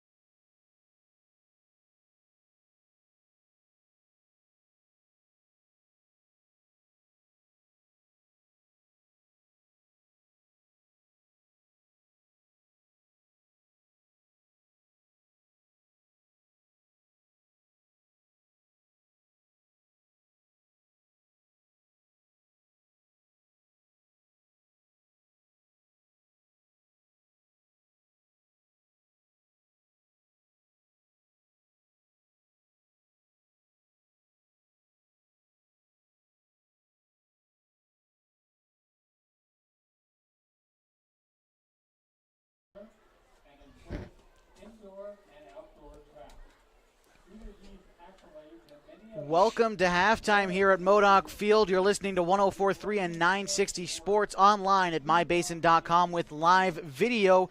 The Abby's legendary pizza game of the week finds us with a 21-12 halftime score. The Phoenix Pirates are up on the Klamath Union Pelicans on homecoming night as we have it right now. It was a great play to start the game for the Klamath Union Pelicans. They were able to get a fumble, and then on the very next play, 47-yard touchdown run by Zach Hill, and this crowd was jumping early.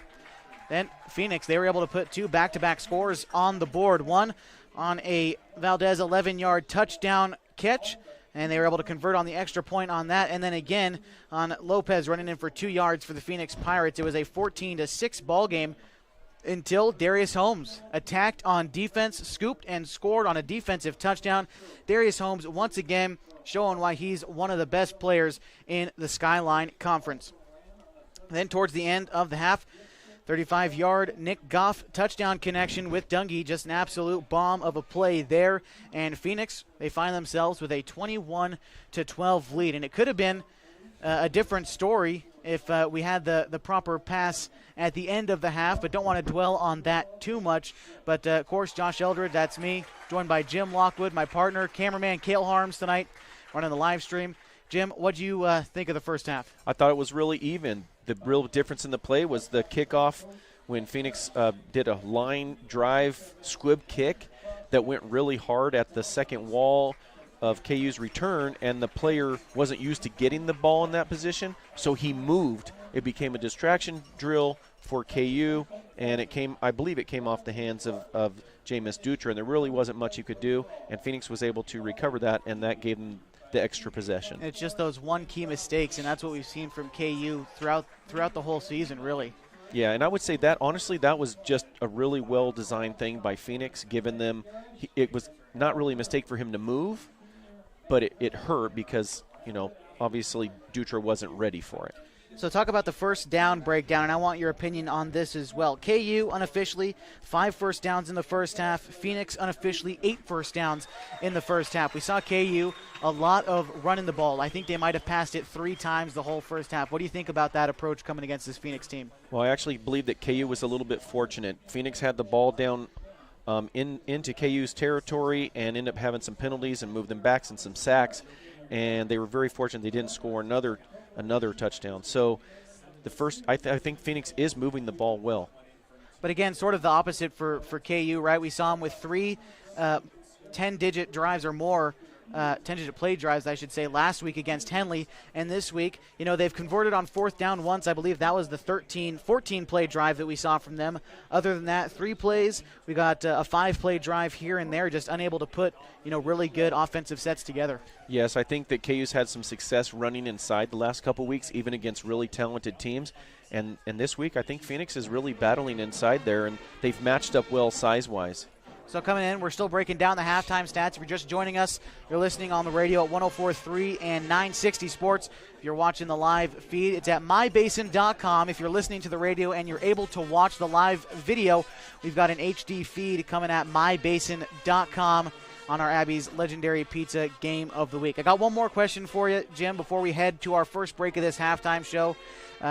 Former coach KU, they're down by almost double digits. They're down by 9 here at the end of half. A must-win game. Do you try to pep your guys up, or do you try to let them do it themselves? What do you say to your guys going into this halftime break? Because, really, at this point in the season, they should be able to do it themselves. They should be able to, but you get a feel for when you go into the locker room. The leaders will already be stepping up and leading.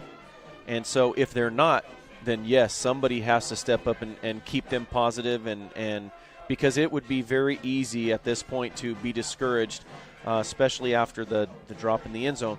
But I don't think that's going to be the case. Watching all year, I think KU is going to be – they have good leadership, and I've seen them battle even when they were down. So I don't think that's going to be an issue. All right, you hear the halftime band, the pep band here at KU tonight. It's homecoming night, I should say, so they got the band out here. We're going to have the homecoming parade here in just a minute. We got all the trucks lined up in the north end zone or just around the track. So the homecoming parade coming up as they were parading downtown earlier this afternoon out by the KLAD Studios at 404 Main Street in Klamath Falls. We heard them They've come ready to play. They find themselves down by 9 points at halftime. 21-12, the score at half. The Phoenix Pirates in the lead over the Klamath Union Pelicans. We're going to be right back with some more halftime stats and a look around the state on 104.3 and 960 Sports, online with live video on mybasin.com.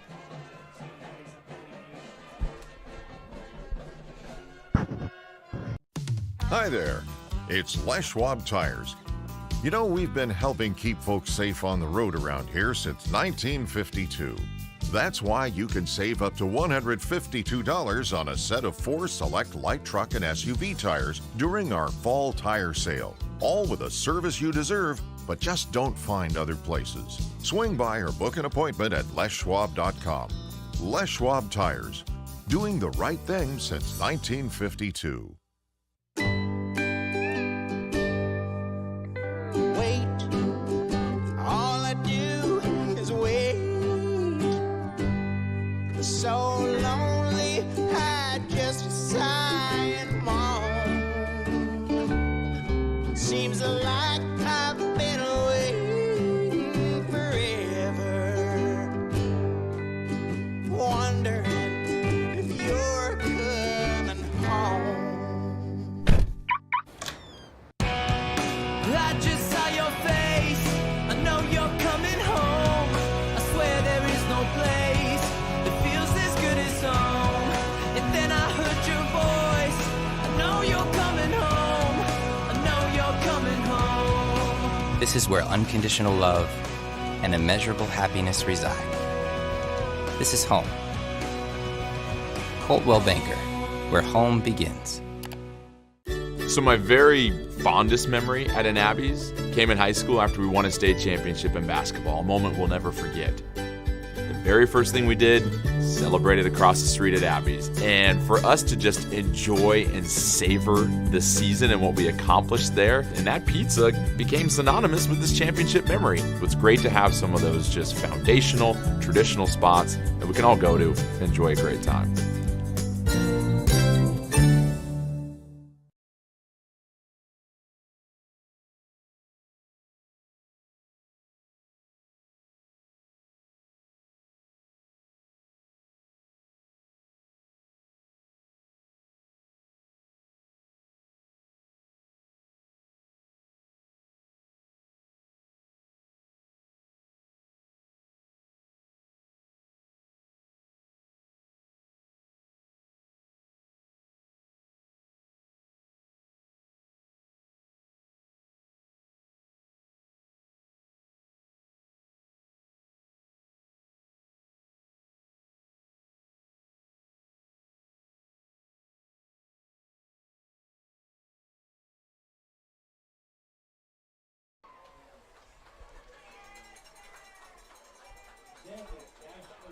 Welcome back to Modoc Field. You're listening to 104.3 960 Sports on the radio. You're watching live video on mybasin.com as we are still in halftime tonight. 21-12 the score. The Phoenix Pirates over the Klamath Union Pelicans through the first 24 minutes. You can see the truck kind of under the scoreboard there as we'll move the scoreboard on the live stream. Again, one more plug, if you're listening on the radio and you're able to sit down and watch us or maybe have us on in the background, whatever the case may be, mybasin.com, you're going to want to hit the sports tab at the top. There's a drop down. It's going to say listen live and watch. You're going to want to click watch, or of course you can keep listening live on your desktop computer. But you hit watch, we're going to be right there. Live stream, KU Pelicans versus the Phoenix Pirates is how you'll see the HD picture of our homecoming court coming through the bottom of the screen there. But 21-12, the halftime score here at Modoc Field, but there's a whole lot of other football and events in the area to look at. We also have Mazama there over the hill at North Valley tonight as we start to take a look at schools around the area. Hosanna Christian is going to be playing North Lake. Bonanza is playing Chiloquin at Bonanza High School. Lost River hosts Gold Beach, and Lakeview is at Rogue River. Those are your area high schools. Of course, Henley is going to be at McLaughlin Griswold tonight. Henley ranked 6th in the state. Mazama ranked 3rd in the state. We'll take a quick peek at the OSA top 10 standings here in just a minute, but we first look at the Pac-12 this weekend. Oregon State and Oregon both playing this week. Oregon State travel down to the Rose Bowl as they look to grab their first Pac-12 win. Maybe a favorite in that game. Going to be a great one to watch as they battle Chip Kelly, a man who's had the Beavers' number over his tenure at Oregon, but now both teams not necessarily subpar, but struggling so far this season. It's going to be a great one to watch and listen to. You want to listen to it, you can do so right here on 104.3 and 960 Sports. As a Beaver affiliate, you listen to Mike Parker on the call. First kick is going to be at 5 o'clock from the Rose Bowl. Meantime, the Ducks, they host the Cal Bears, who are without their starting quarterback this week. The Bears definitely an underdog coming into Autzen Stadium to play the 13th ranked Oregon Ducks as they continue their Pac-12 play. Also in the Pac-12, Washington is going to be playing the Stanford Cardinal this week as Washington State has their first bye week. The Cougars off with head coach Mike Leach, but still Washington is playing the Stanford Cardinal, the team that upset the fans of Oregon State, I should say. Didn't necessarily upset the team, but the fans at Reser Stadium heartbroken after the field goal for the Stanford Cardinal last week. So they come off a win. Washington probably going to handle that Stanford team this week. Meantime, look at the smaller colleges. SOU, the Raiders, they've got a bye this week, but Portland State looking to come back after 3 straight losses to play Southern Utah. They're going to be playing in Portland for that one, in Hillsboro, rather. So that's where Portland State, the Vikings, play their home game. So Southern Utah and Portland State going at it on Saturday. Coming up for OITs, we get into our local school. They've got volleyball tomorrow night at Evergreen State College, and Saturday as well. The men's soccer is going to be at Walla Walla to continue their hot streak of games as they've won, I believe, 2 straight coming into play today. Meantime, also for OIT, they've got their 36th annual Blue and Gold auction going on next week, I believe next Sunday, the 12th.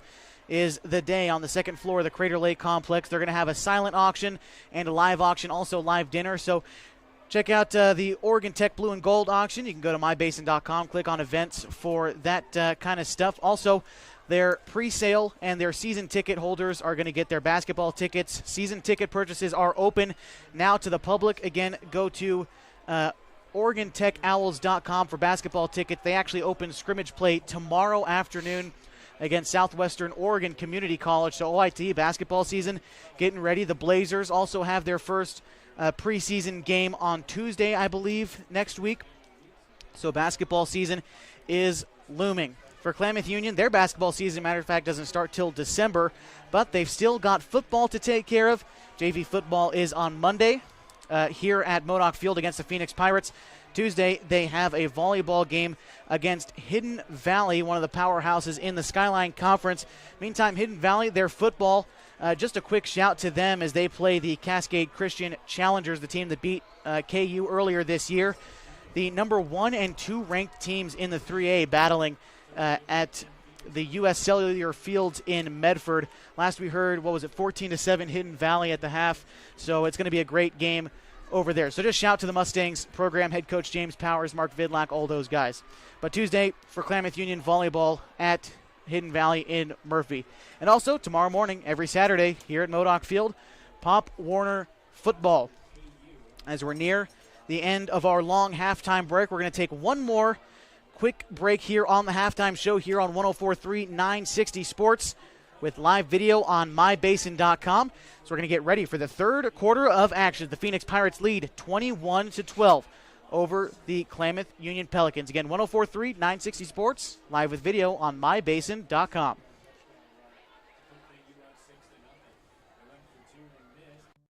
Hi there, it's Les Schwab Tires.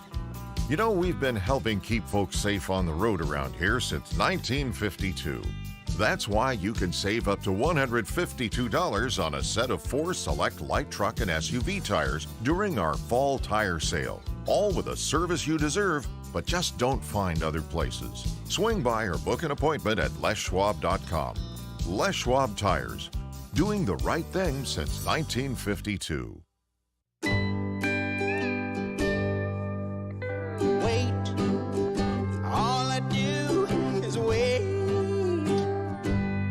So lonely, I cry and moan.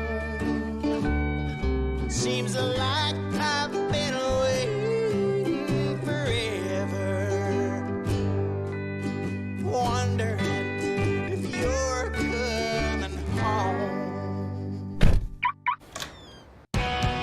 I just saw your face. I know you're coming home. I swear there is no place that feels as good as home. And then I heard your voice. I know you're coming home.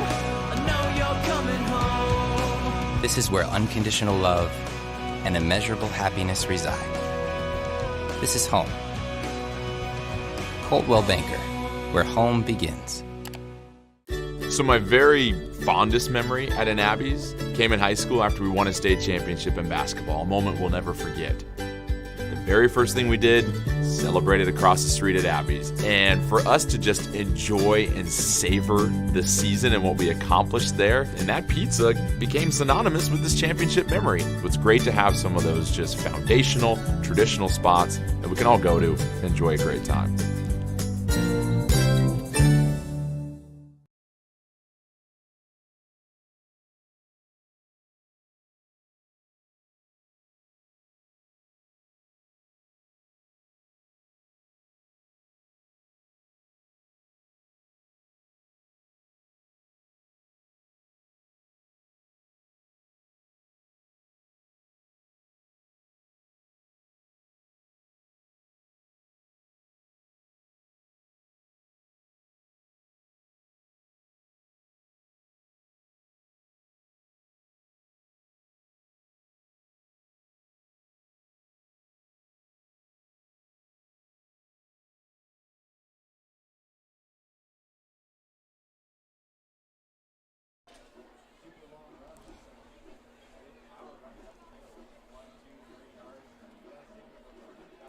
All right, welcome back to Modoc Field. It's still halftime, but we're just creeping out of it. 21-12 is the score after 24 minutes of play, but for the first time this season, no matter how much the Phoenix Pirates scored in the first half, for the first time this season, the Pelicans, they get the ball back at half. So I'm Josh Eldridge here along with Jim Lockwood. I ask you, Jim, does that change, how they come out of the halftime break? They haven't been able to get the ball first at all this year.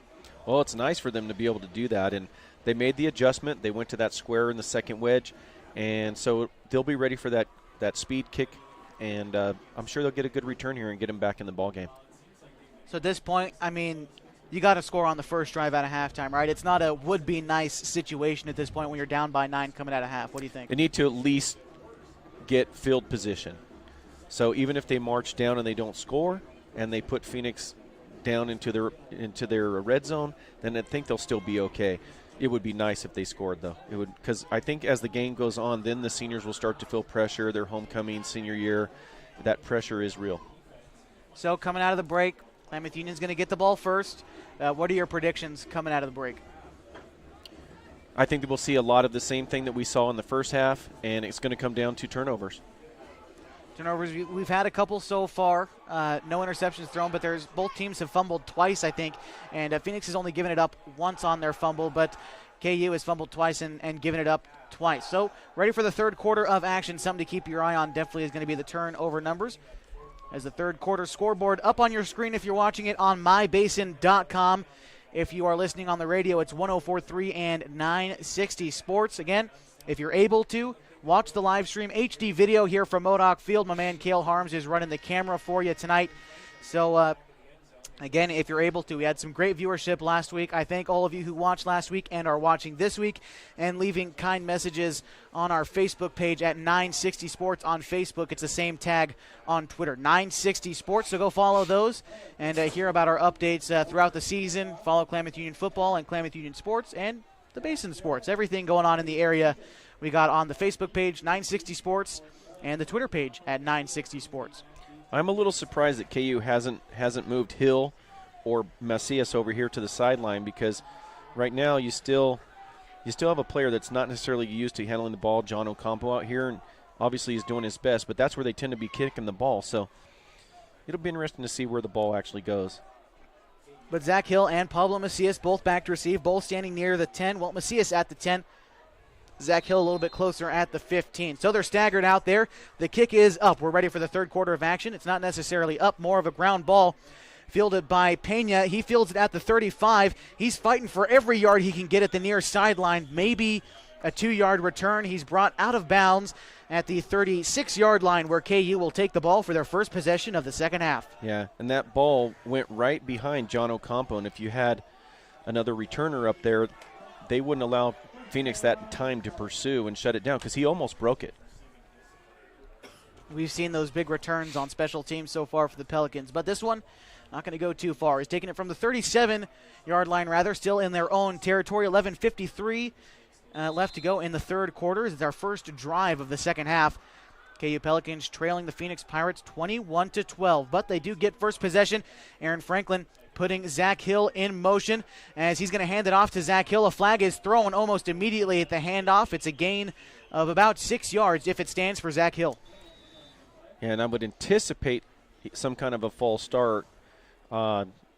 Phoenix did the opposite. Instead of lining up wide and shifting to the Eagle, or just lining up in the Eagle and shifting wide, this time they lined up wide and shifted down to that double Eagle. So I think it made the offensive line move a little bit. Still waiting on our call from the Whitecap, Dan Fast, tonight. Also like to give a quick shout-out if you're listening to Cooper Roberts, who's able to help us with the officiating crews each and every week, getting me who's doing our games. So, again, shout-out to Cooper Roberts, who, if you're a longtime listener, you remember was doing our games last year, but still giving him a shout-out on 104.3 960 online, mybasin.com, as that one will go backwards. It's going to be 1st and 15 for the Klamath Union Pelicans, taking it from the 32. The first down marker is set at the 47-yard line, but it's first down for the Pelicans. Yeah, and Phoenix was really fortunate on that penalty because they went wide and shifted down, and Big Lopez out there, he was actually shifting away from the wide side, so they're very fortunate. Coming out of the half, the Pelicans driving to the south goal. That's the right side. As on the first play after the setback, it's going to be handed off up the middle. Getting back to the original line of scrimmage was Xavier Arvizu, a gain of 4.5, maybe 5 on the play, and it's going to be second down. Yeah, and Marcelo Valdez was in there along with Lopez, and they're controlling that interior. So they've had some success in the inside against other teams, but right now Phoenix is playing them tough. 11 minutes and counting in the third quarter as we're just getting into the second half of action. 21-12 is the score for the Phoenix Pirates. They're on the road in this one, coming in to spoil homecoming for the Klamath Union Pelicans. As Aaron Franklin takes the snap, he hands it off to Darius Holmes, who finds a big hole. He's able to cross midfield. He gets past the 40, the 35, the 30, 20, 15, 10, 5, and he's brought down at the 3. A massive gain that time from the 43 all the way up to the 2. Call it, 60 yards and some change on the play for Darius Holmes, a massive run. And then KU went right back to inside, even though I was saying they weren't having success, but Ryan Brumble had blitzed, and they caught him in the blitz, and he went B-gap, and they hit C-gap, and he wasn't able to get through, and there was no linebacker second level. So nice job by KU to stick to what they believe in. Darius Holmes, a man we've mentioned many a time tonight, as he breaks off the big play. It's first and goal for the KU Pelicans. They're marking it at the 4-yard line as it's a 2-back set. Darius Holmes takes the handoff. He plunges in and waiting for the signal. A touchdown for the Klamath Union Pelicans. Great job by the offensive line controlling it along with Arvizu, and Darius keeping his legs moving. Call it a 4-yard touchdown rush on the play for Darius Holmes. That drive lasting just a shade over a minute, maybe a minute 15 seconds, and lasting 3 plays. Darius Holmes picking up almost 80 yards on the drive total, as it's 21-18, as now we just await the extra point or 2-point conversion attempt from the Pelicans, and it looks like that's what they're going with, as Xavier Arvizu and Darius Holmes in the backfield behind Aaron Franklin, who's under center. Darius Holmes is going to take the handoff again, plunges up the middle. It looks like he was tackled into the end zone, and he did not get it. So it's going to say 21-18 as the Pelicans score quickly coming out of halftime. 21-18, you're listening to the Abbeys Legendary Pizza Game of the Week on 104.3 and 960 Sports. Online, mybasin.com with live video. Yeah, and somewhere out there is... We took a break. Oh. So Ariel Lopez, a nice play on that.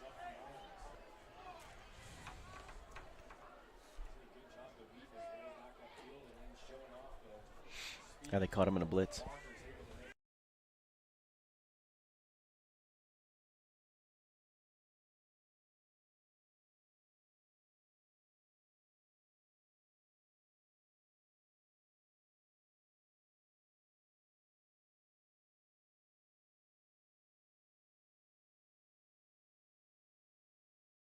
Welcome back to 104.3 and 960 Sports, online with live video on mybasin.com. 21-18 as we come out of that 30-second break.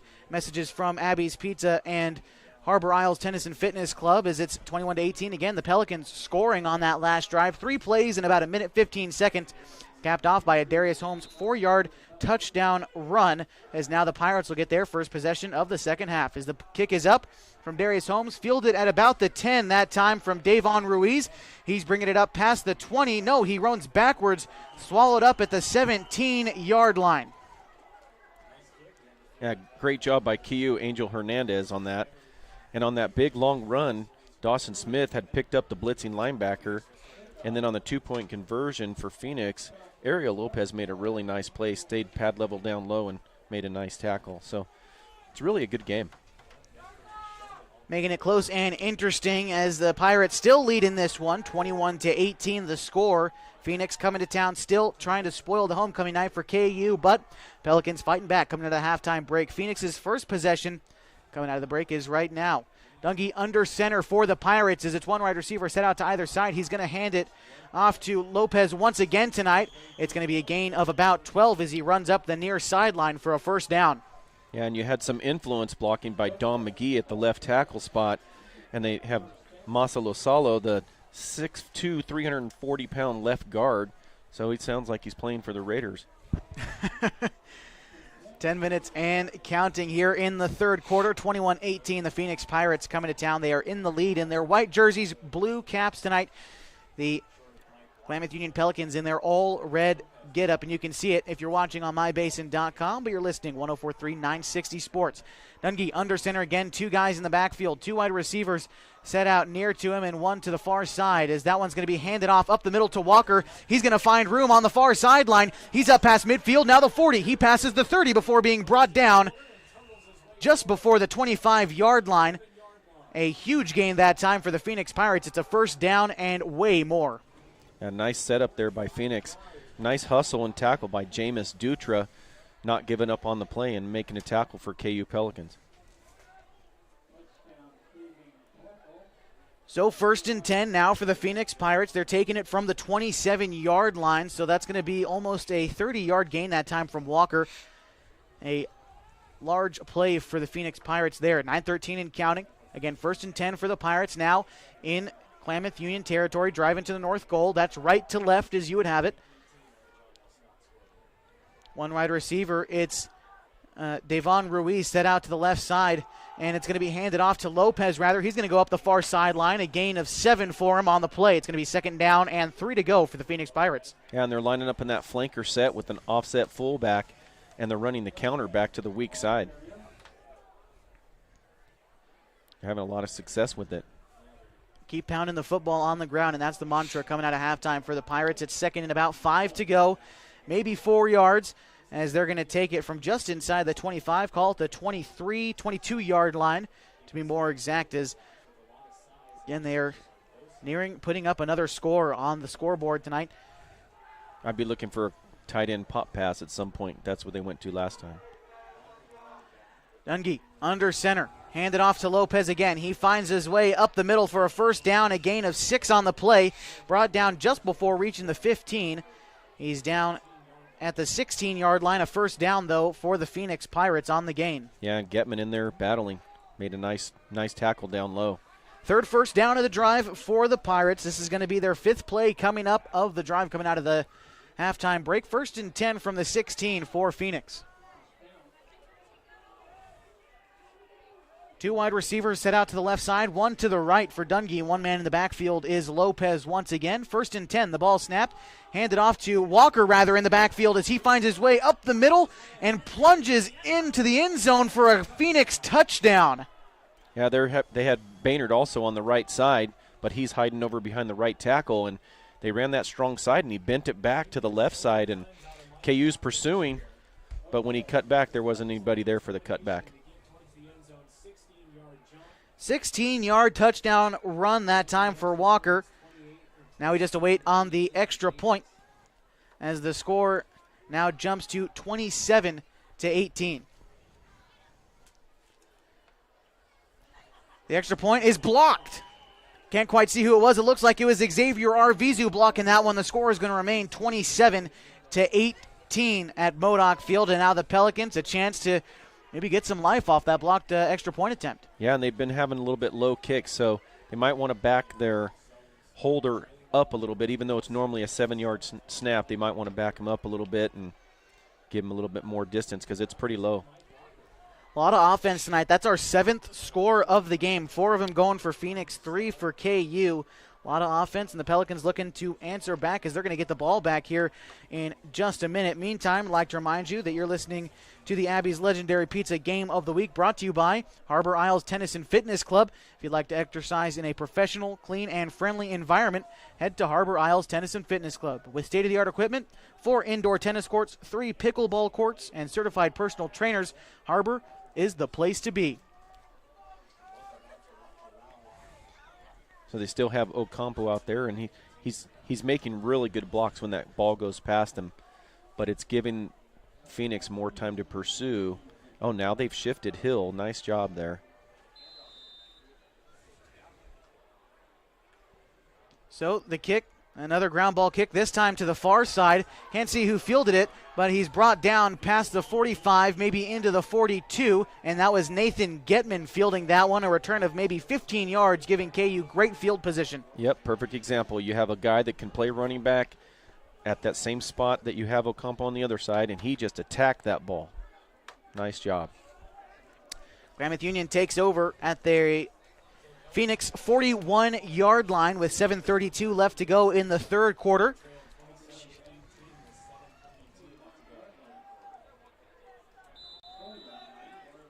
(27-18) the score.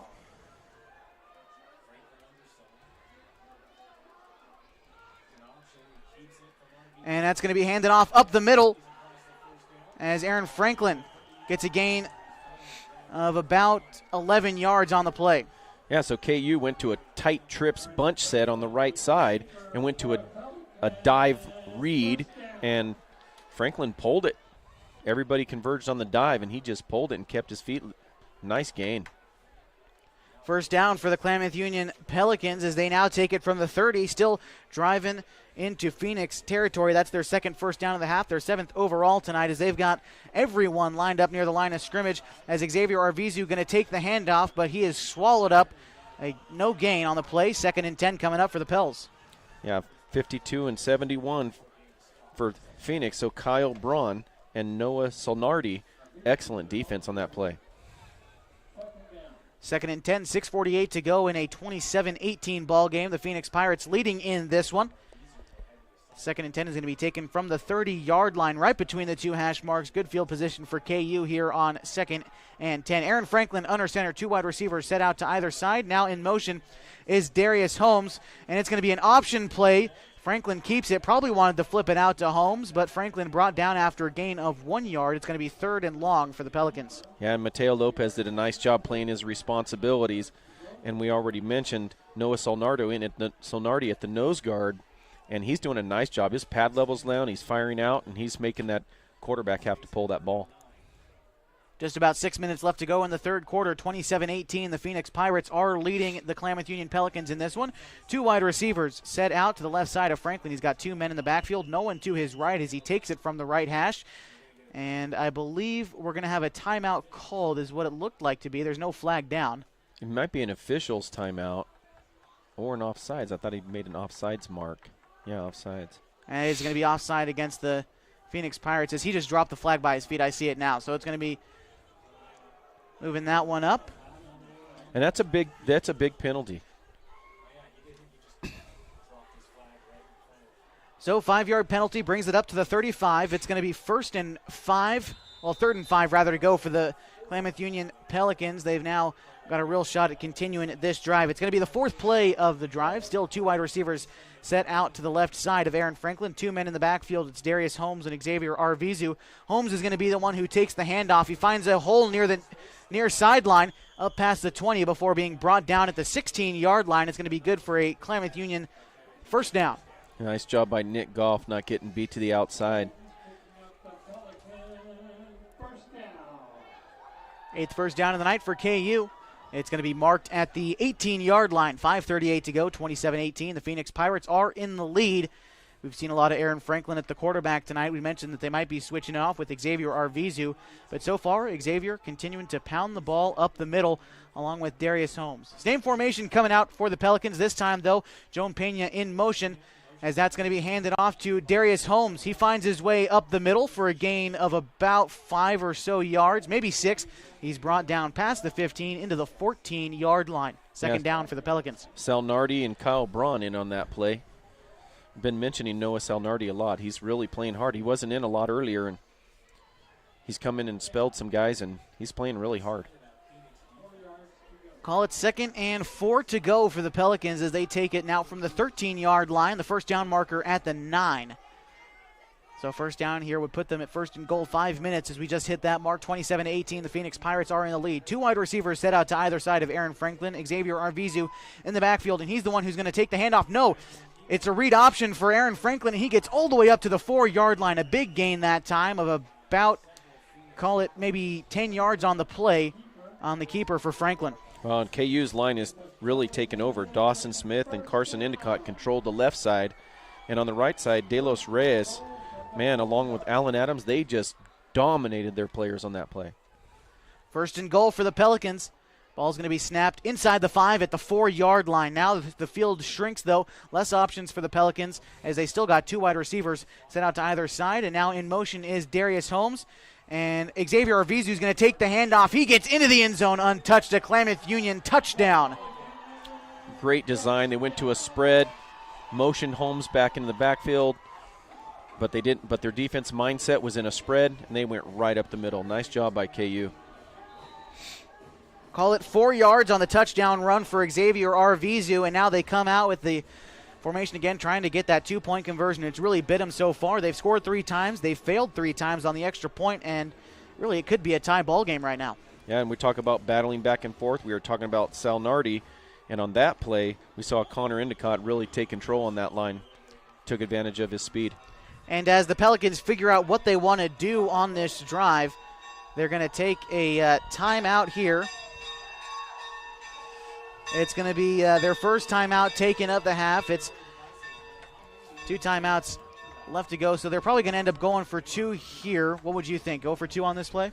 Well, you could go with laws of averages and say we're due. If you knew that your pitch relationship was off and it was actually open, they don't have confidence in their snapper. And I didn't see Alex Garcia today.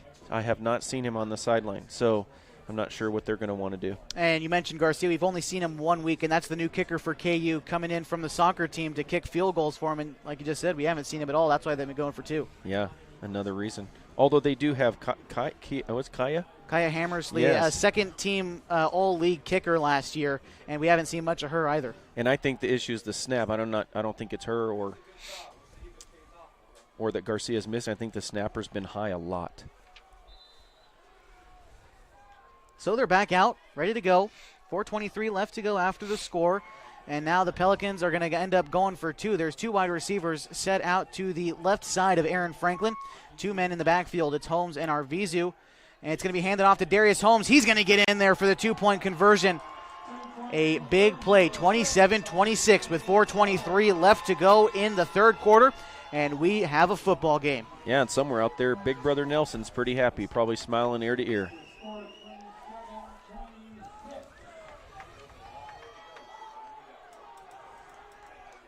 Two-point conversion. Darius Holmes credited with that one. That's his 3rd time finding the end zone tonight, whether it was on a touchdown or, again, on the 2-point conversion. He's got 1 defensive touchdown, 1 offensive touchdown, and, again, the 2-point conversion. 4:23 left to go, 27-26 the score. The Phoenix Pirates still in the lead, but the defense has watched that lead fade away. Yeah, KU continues to battle back. It's just a really fantastic game to watch. And we knew it coming in. It was going to be a brawl. 2 teams that have not lived up to expectations so far. KU's winless coming in tonight. Phoenix only has 1 game, and it was against Newport that they won. So, 2 teams still battling for that last playoff spot in the Skyline Conference. As you're halfway through the season, you start to think about it. And we knew it would be like this coming in. Kick teams out. Arvizu kicks that one up in the air. It's going to be fielded at the 10 for Davon Ruiz. He stumbles at the 6-yard line, and that's where they're going to mark it down. Unfortunate break for the Pirates. Yes, it is.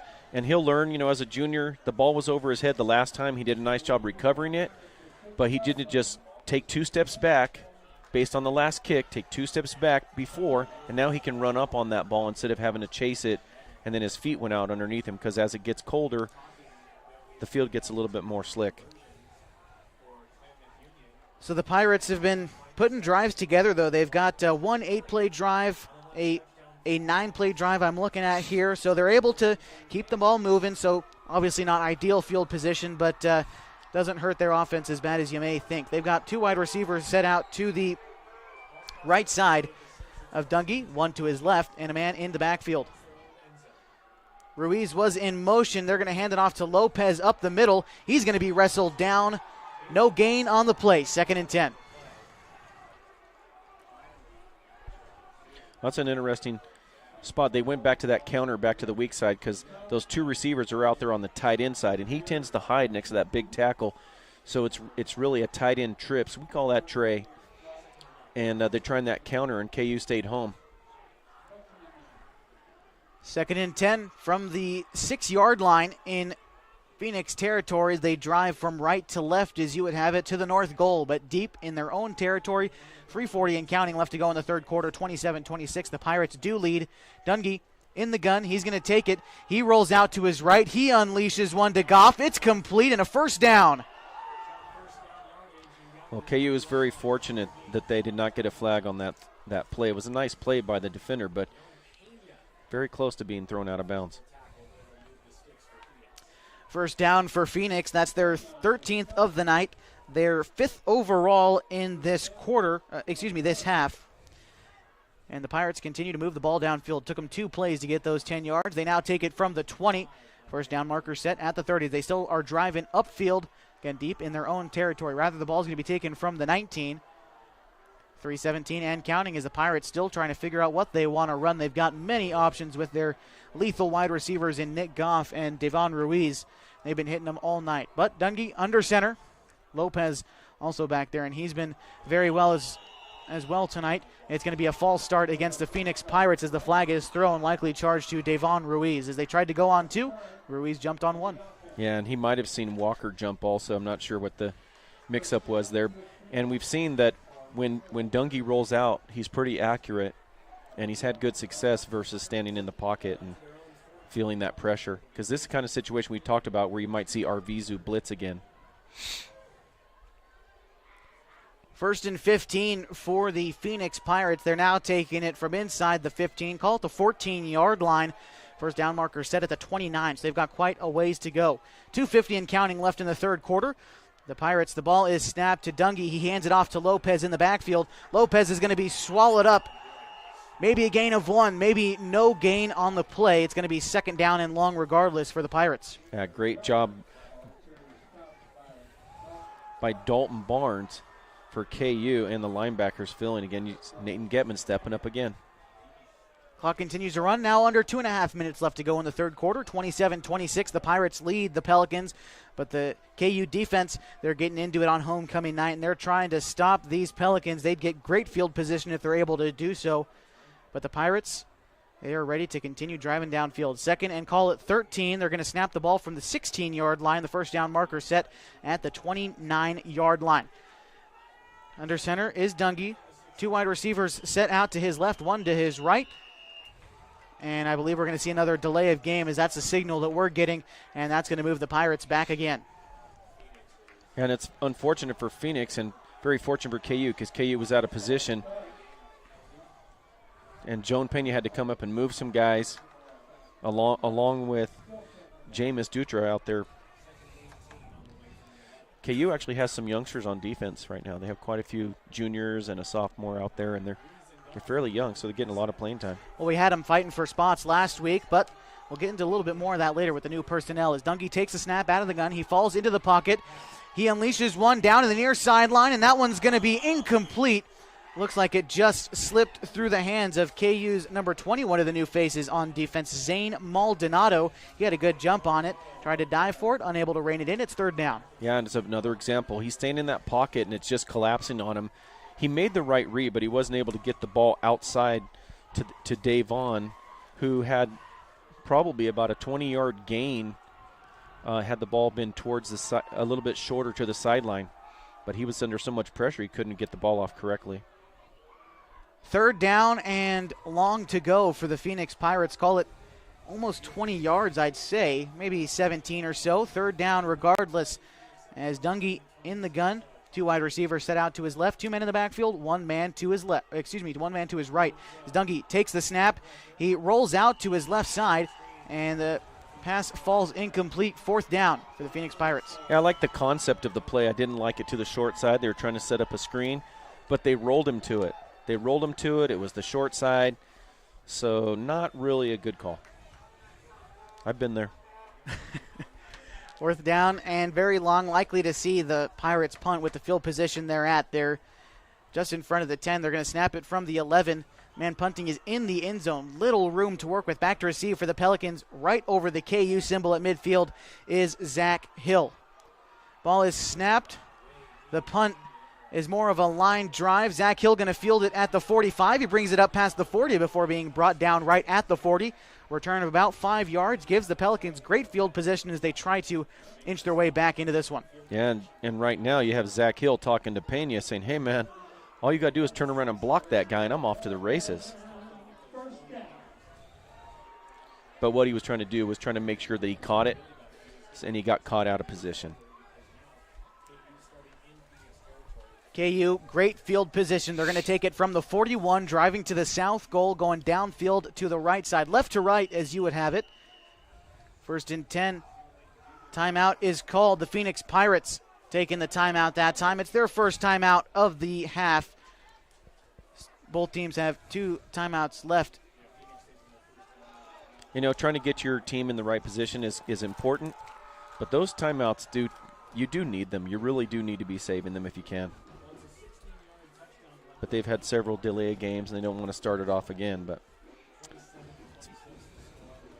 minute 36 left to go before the fourth quarter. 27-26 the score.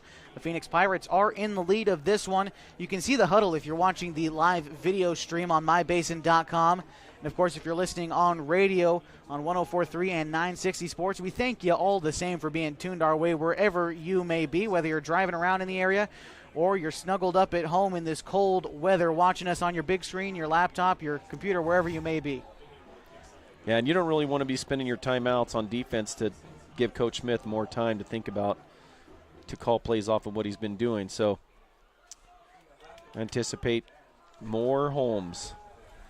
Darius Holmes, he has been the man tonight. He's been the man all season, but now chance to take the lead in the third quarter. As the ball is snapped, it's going to be tossed out to Darius Holmes. He gets the pass off to Joan Pena. A double pass play as that one's brought up past the 30, just short of the first down. It looks like maybe a gain of 9 by Joan Pena. Now Darius Holmes showing off the old arm. Yeah, and Sam Brumble hustled and made that play, but as they went down, I believe they're going to call a helmet-to-helmet.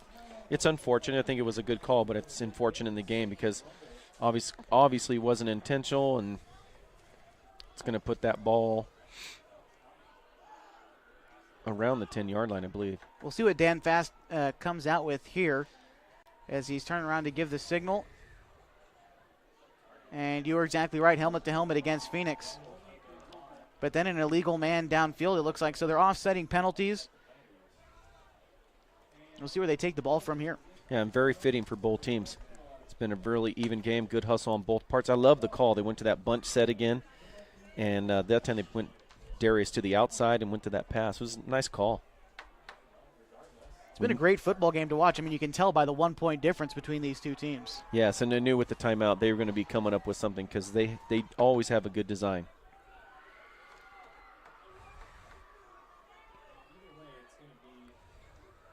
Still trying to figure out where they're going to place the ball.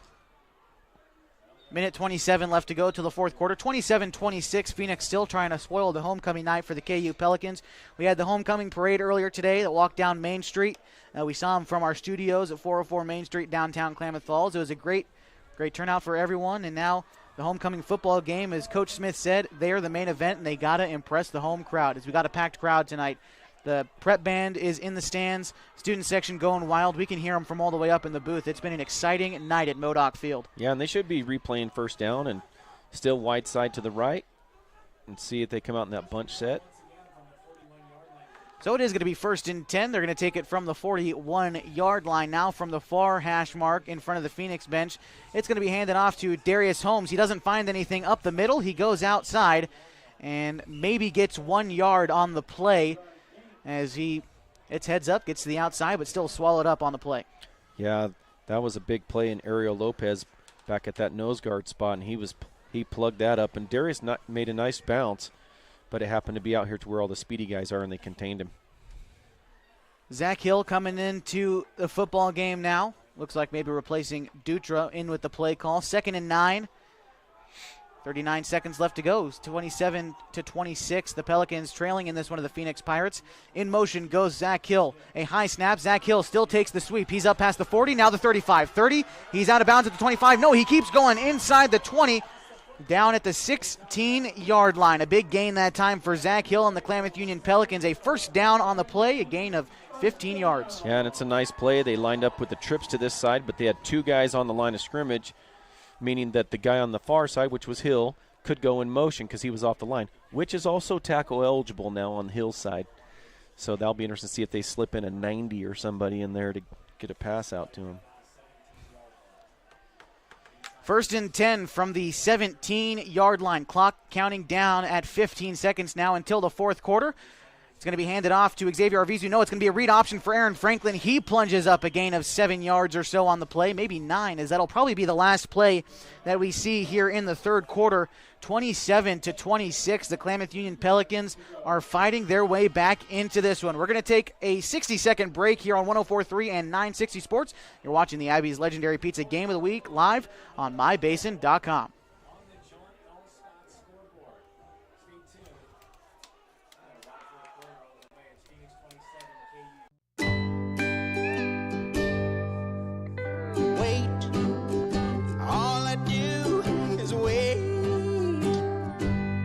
So lonely, I just sigh and moan. Seems like I've been waiting forever, wondering if you're coming home. I just saw your face. I know you're coming home. I swear there is no place that feels as good as home. And then I heard your voice. I know you're coming home. I know you're coming home. This is where unconditional love and immeasurable happiness reside. This is home. Coltwell Banker, where home.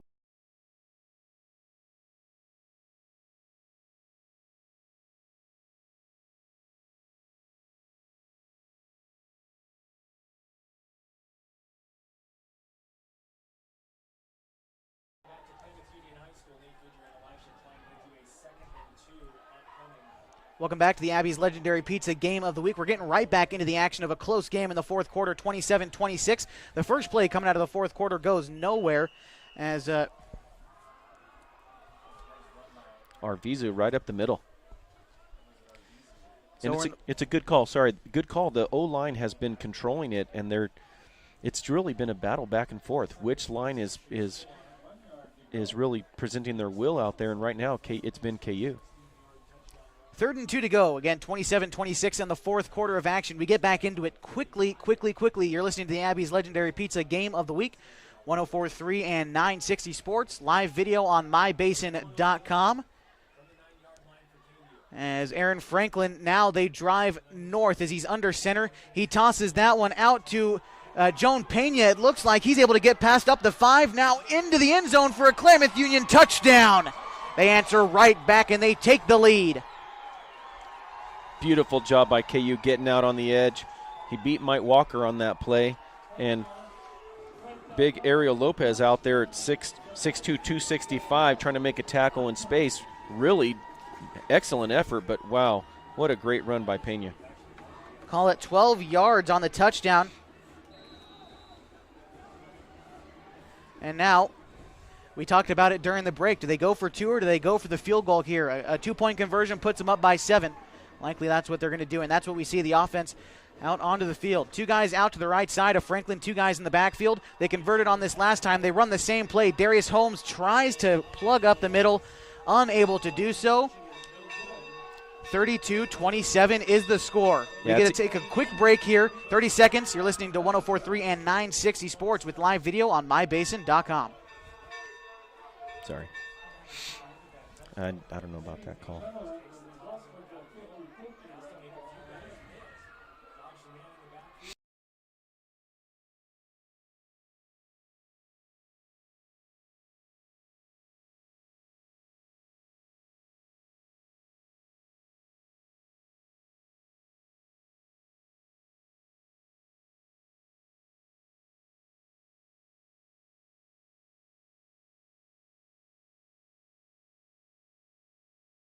Sports online, live video, mybasin.com. Klamath Union taking the lead after that last drive. 6 plays lasting about 3 minutes, capping it off with a Joan Pena 12-yard touchdown run. Unable to convert the 2-point conversion. They lead 32-27 over the Phoenix Pirates. I might add, this is Klamath Union's first lead since week 2 over Cascade Christian when they returned the first play of the game for a kickoff return. So unknown territory for KU. We'll see if they're able to hold on to it defensively with 11:08 left to go in the fourth quarter. Again, Josh Eldridge here along with Jim Lockwood on the radio, 104.3 and 960. On the radio, live on video, mybasin.com as that kick goes out of bounds. It looks like it might have been out at the 35 anyway, and that's where the Pirates are going to take it. Yeah, and it's really a mistake. They just can't be happening. They've had trouble dealing with the squib. They should have stuck with it, and now Phoenix starts in a very good field position. 1st and 10 from the 35. Every play from now on is the biggest play of the game. When you get into the fourth quarter, you're down for Phoenix. They're only down by, 5 points? So 32-27, the Pirates in possession. If you're just joining us, thank you. If you're live video on mybasin.com or whether you're listening on the radio, 104.3, 960, wherever you may be, glad you could be tuned our way. It's been a fantastic homecoming football game tonight. 1st and 10 from the 40 is where the Pirates are, as a matter of fact, going to take it. Dungy from under center tosses it out to Lopez. He goes now up the far sideline, is able to cut up field, now past the midfield. He's up past the 40. Now he's up past the 30 before being brought down. A huge gain. Call it 30 yards on the play, as that's a first down and way more for Lopez. Yeah, great job by McGee and Masalo Salo controlling that left side. That's the 14th first down of the night for the Phoenix Pirates. They're 6th in this half, as the clock now goes under 11 minutes in a 32-27 ball game. The Klamath Union Pelicans are in the lead for the first time in any game, again, in quite some time, since week 2. Defense giving up a big play there. We'll see what they do on 1st and 10. The Pirates snapping it from the 27-yard line. Dungy under center. Timeout called by the Phoenix Pirates. Yeah, and they had to call timeout because they were about to get another delay of game, and they're having the quarterback go to the sideline, which can be beneficial, but they've got to be able to get in. And the people who are going out wide need to be leaving earlier from the huddle. Everybody's set, and they're still waiting for the outer guys to get set. So as soon as he calls the play the first time, your X needs to be going out. He doesn't get to hear it twice. He's got to head out sooner. They're waiting for him, and it's a big problem. And they've been called on delay a game twice already, and this is the second time they've had to waste a timeout on it too. Yeah, and they've been close many, many times. 10:34 in the fourth quarter, as Klamath Union looking to grab their first win on homecoming week. The Phoenix Pirates, they're looking to grab their second win of the season. It'd be either team's first league win, and they are both battling for potentially the final playoff spot in the Skyline Conference. And you think about that already, only in week 2 a Skyline Conference play, but that's what this game means for both teams, is a playoff spot. 1st and 10 as the teams head back out on the field. A flag is thrown, and that one's going back. Yeah, and those are crucial mistakes when you sit there and go, we called timeout, which allowed the defense to set up. We had momentum. We took our own momentum away with the timeout. And then we come out of a timeout with a penalty. They went through a little short motion out of the slot, probably trying to set up one of those seam plays again.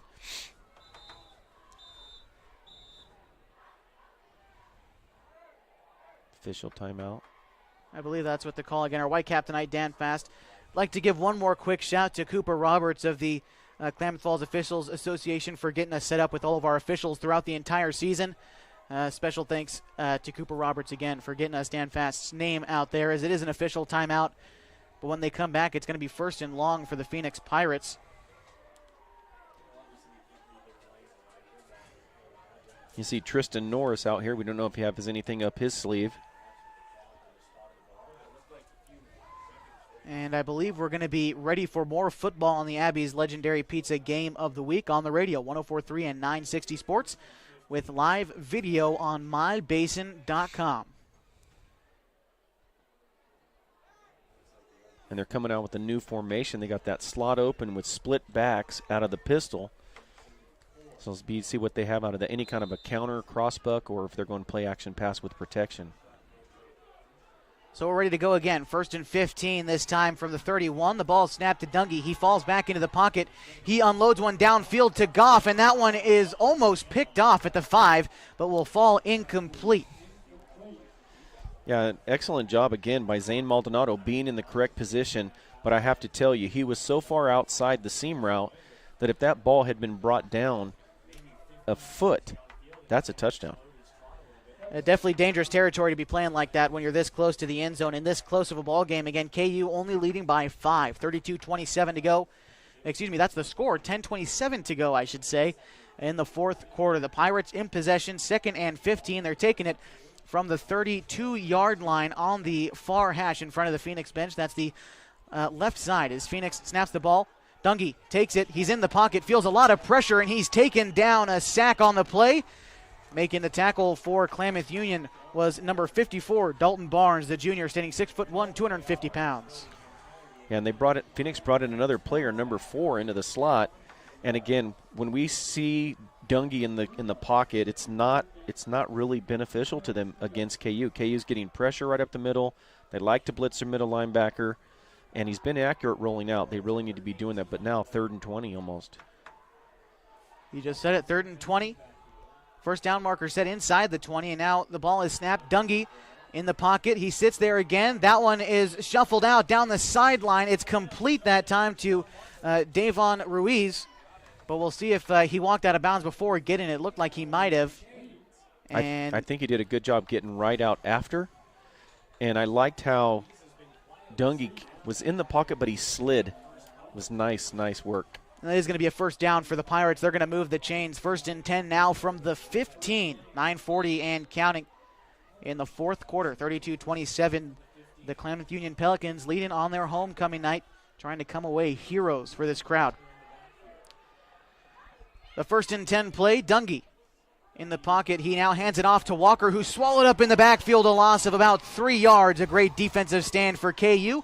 Xavier Arvizu in on the tackle once again in the backfield. Yeah, and that one I believe was timed also by Getman, and they just do a good job of blitzing. They have good timing, and they should have a scouting report and know that they're doing that. You're not going to be able to run a counter right there unless you're trapping the blitzer.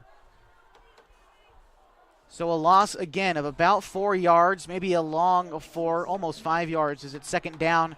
Now from the 20, the first down marker set at the 5. So yeah, call it 2nd and 15.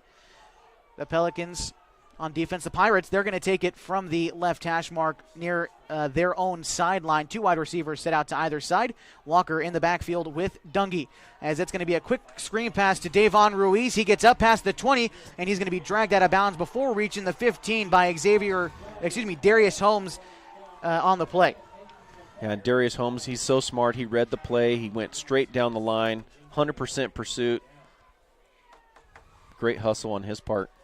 Still short of the original line of scrimmage. It's going to be 3rd and call it 13 yards to go. As it was a great passing catch, but only 2 yards gained on the play. 3rd down and long to go for the Phoenix Pirates as they trail 32-27 with 8.5 minutes left to go in the 4th quarter.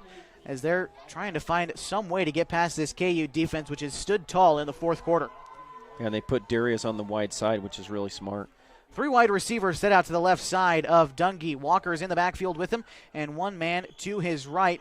As that's going to be a flag on the play as a couple of guys jumped, but I believe they're going to call false start against the Phoenix Pirates, and that one hurts. Yeah, and Phoenix was smart. They went to a hard count and almost got KU to jump, but their own guys false started, but it did show. Their 2 linebackers were going to blitz on that play. They need to be setting up some kind of a screen or a bubble that goes behind the linebackers, or some kind of a shovel pass outside of where it comes underneath Holmes, because he's such a great pursuer. 3rd and about 20 to go for the Phoenix Pirates. A long ways to go with 7.5 minutes left to go. They trail by 5, 32-27. 3 wide receivers out to the left side as Dungy takes the snap. Walker is going to run around the bubble. He's going to drop that one. It's going to be an incomplete pass as he had a chance to make the catch, but if he did, it would have been a loss of even more yards. So almost better to drop that one. Yeah, and Holmes was so smart on that play. What he did is he saw the trips outside, and he swam the tackle. He didn't even try to make contact. He just swam him, and Getman made a nice hustle play outside as well. 4th and 20. The Pirates in field goal range, and likely that's what we'll see them do, as they've been good on extra points all night, and we'll see if they'll get their first field goal attempt of the night. As they trail by 5, a field goal doesn't help you necessarily a whole lot here, but they've still got a lot of time on the clock. 7:17 left to go in the fourth quarter. And, well, I guess they're going to prove me wrong. The offense stays out there on 4th down. Dungy in the pocket with 2 wide receivers set out to his right side. Walker in the backfield. He's got a tight end. That's that same formation with the motion. They've scored on this play before, exactly, as Dungy falls back into the pocket. He hurls one towards the end zone, and it's swatted away on 4th down.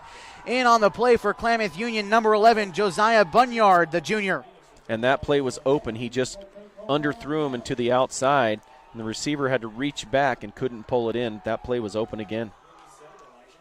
Well, now all the pressure is on the defense for the Phoenix Pirates, and they're on the road. The Pelicans are rolling, and this one, don't want to speak too soon, but it's starting to slip away from the Phoenix Pirates. Still only a 5-point difference between these two teams, 32-27, but this game just got a whole lot more interesting after that turnover on downs. Especially without the timeouts that they need.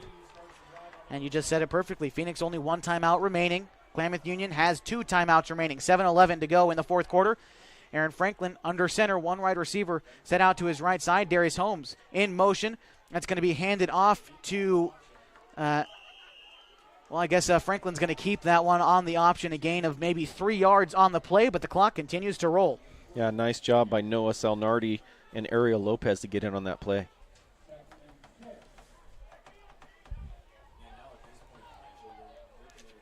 So the Pelicans, they're going to now take it from the 27-yard line. It's going to be 2nd and roughly 6 to go for Aaron Franklin and his Pelican offense. Garrett Short, I see out there at the tight end spot. He's always a threat, but a very good blocking tight end as well. As we'll see what the Pelicans decide to do, whether they run out the clock or go for some big plays.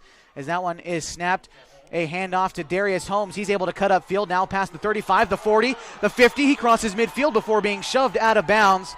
Maybe right at the 49, but a big play of about 20 or so yards for Darius Holmes, and he does it again. Yeah, he does a great job stiffing arm Davon Ruiz down the sideline, and Davon was in good position, but Holmes is strong. I believe he throws shot put. For track, yeah, he was an all-state athlete in track and football last year. Well, running 11-second 100 and throwing shot put, that means he's strong. 1st and 10 from the 48-yard line. KU still in their own territory. They're driving upfield to the north goal as that one's going to be handed off to Darius Holmes again. He gets up to the 44-yard line, a gain of about 9 yards on the play, and Holmes continues to pound the football. Yeah, and I don't want to be too critical, but I'd say get 2 hands on the ball. 2nd and 2 yards. maybe a long one for the Pelicans. We just hit the 6-minute mark, 32-27 to go in the fourth quarter. If you're just joining us, it's a great football game so far. You tuned in at the right time. KU leads 32-27 over the Phoenix Pirates in the late going of this one. They're in possession of the ball as Aaron Franklin is under center. He's taking it from the 44-yard line as it's 2nd and 2 to go. That's one handed off to Darius Holmes. He meets a wall but is able to bounce around back there. He's going to get the first down, a gain of 3 on the play for the senior. Yeah, good effort by KU, but even better effort by Marcelo Valdez, the junior for Phoenix, penetrating and blowing up the play. Moving the chains, the first down for the Klamath Union Pelicans. That's their 13th overall of the night, as they have been moving the ball extremely well. The 5th play of the drive coming up as we got a mass substitution coming in for the Pelicans. Aaron Franklin, Pablo Macias, and Zach Hill all going to be a part of the next play for the Pelicans, and those guys are quick and they are lethal as a receiver corps. It's 1st and 10 from the 42-yard line now. The Pelicans driving downfield to the north goal. They're in Phoenix territory. 5:18 left to go, a 5-point difference, 32-27. That one's going to be handed off up the middle. I believe that was Zach Hill on the handoff. He's going to gain about 3 yards on the play. Similar names in the on the defense making plays along with Kyle Braun, but the O-line is firing out and taking control. 2nd and 3 to go. Player down. Unable to see who that is. Definitely don't want to speculate. But it's going to be 2nd and 3 once play resumes this evening. Meantime, we'd like to remind you that this game is brought to you in part by Coldwell Banker. They've been the star of the real estate universe for more than 100 years. And here in the Klamath Basin, Coldwell Banker Holman Premier Realty will be taking the brand into the next 100. Coldwell Banker Holman Premier Realty will always be locally owned and nationally known. 32-27 the score, 4:57 remaining. We have a player down on the field. Unable to see quite what the problem is, but KU, their offense was rolling and able to get up under his own power. Joan Pena is going to walk off the field.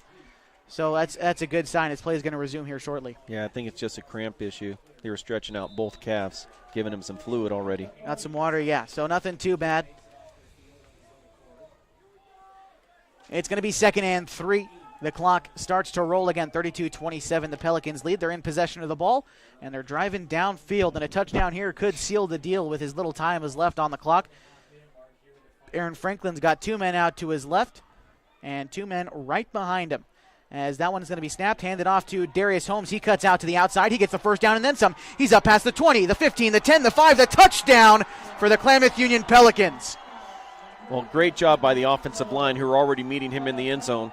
But that was Darius Holmes. He read it, broke it out, and boom, put on the boosters, and he just outran Tristan Norris. Tristan had a good angle, but I don't think he realized how fast Darius is. Call it 32 yards on the play for Darius Holmes, as he is all over this game. That's going to be 38-27 the score. Now we're just waiting for the extra point, or as we've seen, the 2-point conversion attempts for KU all night long, as the Pelicans now lead by 11. 2-point conversion coming out. You're going to have Darius Holmes and Jameis Dutra out to the left of Aaron Franklin. Pablo Macias goes into motion. Pablo Macias is going to take the flip, and he's going to be able to jog into the end zone, a 2-point conversion. A nice job by Dutra out there, being selfless out there, stock blocking and staying with his block and moving his feet, being a good team player. Nice job, Macias. That makes it 40-27. The Klamath Union Pelicans turning on the Jets in this second half and absolutely dominating the Phoenix Pirates defense. Yeah, we saw the battle of the lines, and you could see KU's offensive line really just having their will, and then all of a sudden you see an athlete break it to the outside, and that's really a backbreaker for Phoenix.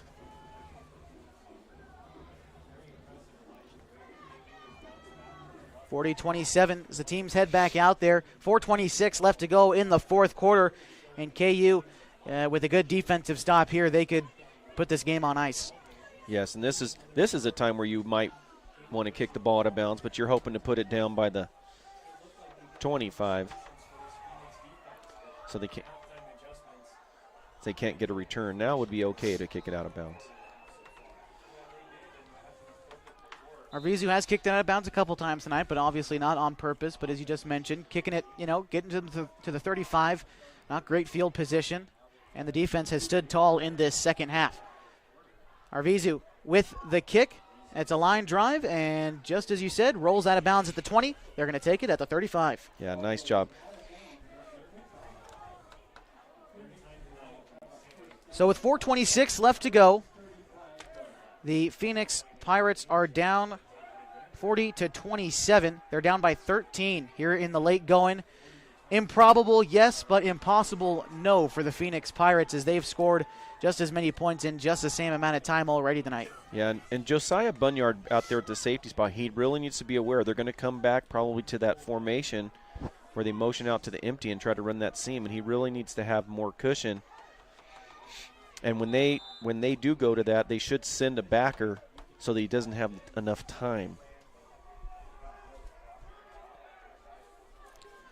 So with 4:26 left to go in the fourth quarter, it's 1st and 10 from the 35 for the Phoenix Pirates, as that one's going to be handed off to Lopez. He finds a hole, but is swallowed up quickly. Maybe a gain of 1 on the play. It's going to be second down for the Pirates. Yeah, Jaden McVeigh went again and controlled that line of scrimmage and did a nice job fighting off the block, shedding it, and getting down the line. Nice job, McVeigh.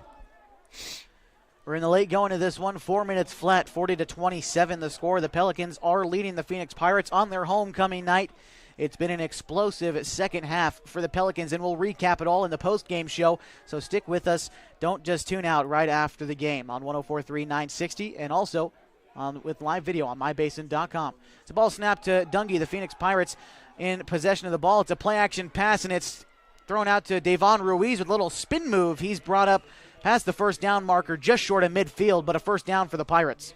Yeah, I would be surprised if Phoenix is running the ball here. They really need to be passing. That way, if it's incomplete, stops the clock, because they need to score twice. So it doesn't do you any good to run the ball here. First down and 10 to go from the 47 or so yard line, maybe the 48, still in their own territory as they go now towards the south goal, going from left to right as you would have it, as the Pelicans defense has stood tall this entire second half. As now the Pirates offense ready to go. 2 wide receivers set out to the left of Dungy, 1 to the right. A man in the backfield, that's Walker. Mikey Walker is going to take the handoff, but he's swallowed up in the backfield by Xavier Arvizu, has been an absolute animal on defense tonight. Yeah, you just can't do it.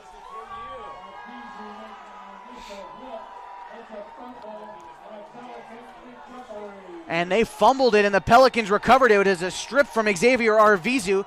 Couldn't quite see it through the jumble of bodies, but that's a turnover for the Pirates in the worst way possible. Yeah, you can see Getman coming off the sideline. He's just exhausted, but he's going to be really happy after this game. So the Pirates, no timeouts. They got 1 timeout to work with. 3:24 left to go. They trail by 13, and that fumble might have just done it tonight at Modoc Field. Don't want to speak too soon, but the Pelicans definitely putting on a show in front of their homecoming crowd. As Aaron Franklin under center, Pablo Macias goes into motion. He's going to take the toss as he's able to cut up field past the 45. He drops the ball but is able to fall on it just past the 45, down into the 44-yard line or so. It's a gain of 4 on the play, but scary. Yeah, especially a toss backwards with a person who hasn't carried a lot in this game as it's getting colder. Easy to say after the fumble, but I was thinking as he was going in motion, I was like, oh, man. Well, definitely with the toss backwards, you just want to continue to plunge it up the gut. You've got guys who can do it with Arvizu and Holmes. So luckily it works out for him. It's 2nd and 7 to go from inside the 45. Down at the 44-yard line is where they're going to take it from. Aaron Franklin under center. He's going to hand it off to Xavier Arvizu, who's able to find his way up the middle for a gain of maybe 6 yards on the play of first down. Yeah, and I believe Franklin pulled it. Their fakes are so great, you cannot tell where the ball is. They went to that tight end, that trips bunch set again, and he pulled that. I think he picked up about 11. They've done very good tonight on all aspects of the game. The Klamath Union Pelicans looking to hold on to this 40-27 victory. Now under 2.5 minutes left to go in the fourth quarter. It's 1st and 10 from the 37-yard line now in Phoenix territory. Xavier Arvizu in the backfield right behind Franklin. Arvizu is going to take the handoff that time. We know that for sure. He gets a gain of about 4 past the 35 down at the 34. Yeah, and they're doing a nice job of subbing now. They're getting Julian Navarro the ball a couple times, and now they're going to bring in Dutra. Dutra coming in for Zach Hill, who trots off the field. 2nd and 7 to go. They take it from the 34-yard line. The Pelicans now at the near hash mark. They're in front of their own sideline, and that's where they want to stay. As Coach Smith talking with Zach Hill, telling him good job as Aaron Franklin takes the snap. He's going to keep it. He on the read option. He gets up past the 30. He jumps around, brought down maybe at the 26-yard line. It's going to be a 1st down and a gain of 8 yards for Franklin on the read option. Yeah, good toughness. And Phoenix really needs to be stripping that ball. He had a little wide, that ball out a little wide. And they just need to be tackling the ball, which is dangerous because now you're going to see somebody might break it in for the end zone, but they have to be tackling the ball now. Now under a minute and a half and counting, 90 seconds until Klamath Union can seal this one up. 1st and 10 from the 26-yard line. They still drive downfield, continuing this one. This is going to be the 5th play of the drive as Aaron Franklin takes the snap. A quick handoff that time to Navarro, yeah, I couldn't quite see that, but it's going to be a gain of about 2 yards on the play, and it's going to be 2nd down. Yeah, it's funny because 23, it looks so much like 82, especially when it's spinning in there. Well, and when we've been saying 82 all night, Yeah. Darius Holmes, it's easy to confuse him because he's had quite the game. Yeah. Under a minute now.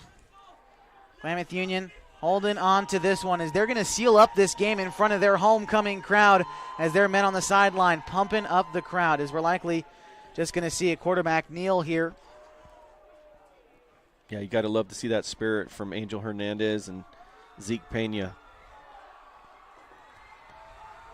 2nd down for the Klamath Union Pelicans. They're taking it from inside the 25 at the 24, and down goes Aaron Franklin. Victory formation, and that means Klamath Union's first win halfway through the season. They're going to improve to 1-4.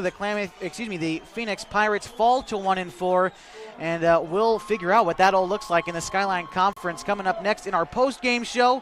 So stick it here on 104.3 and 960 Sports with live video on mybasin.com. 40-27 the final here from Modoc Field.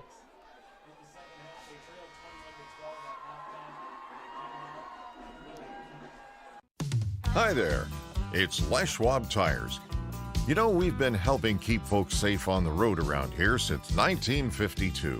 That's why you can save up to $152 on a set of 4 select light truck and SUV tires during our fall tire sale. All with a service you deserve, but just don't find other places. Swing by or book an appointment at leschwab.com. Les Schwab Tires, doing the right thing since 1952. Wait, all I do is wait. So lonely, I just sigh and moan. Seems like I've been waiting forever, wondering if you're coming home. I just saw your face. I know you're coming home. I swear there is no place that feels as good as home. And then I heard your voice. I know you're coming home. I know you're coming home. This is where unconditional love and immeasurable happiness reside. This is home. Coltwell Banker, where home begins.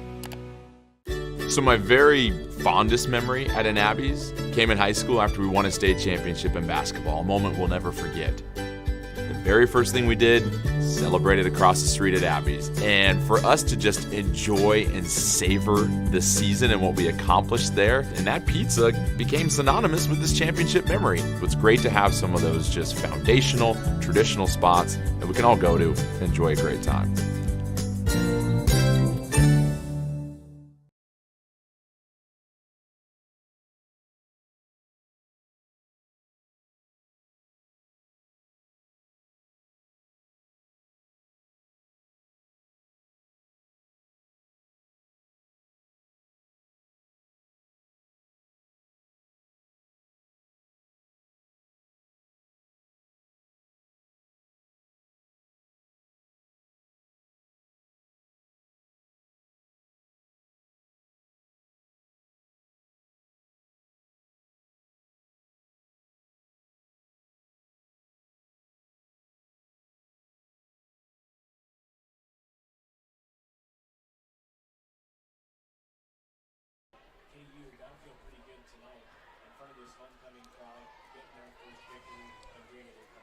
Into the post-game show here from Modoc Field. The final tonight, 40-27, as we take a quick look at the recap tonight. And one of the things that I want to point out almost immediately that I noticed just taking a look at my score sheet, and probably the most impressive stat that I've seen from this Klamath Union Pelican team so far. We'll go by the scoring breakdown here in a minute, but just to point out, 21-12 was the score at halftime. It looked like the Klamath Union Pelicans, they were going to have a big uphill battle. In the second half, they outscored the Phoenix Pirates 24-6, an absolutely dominant performance by them.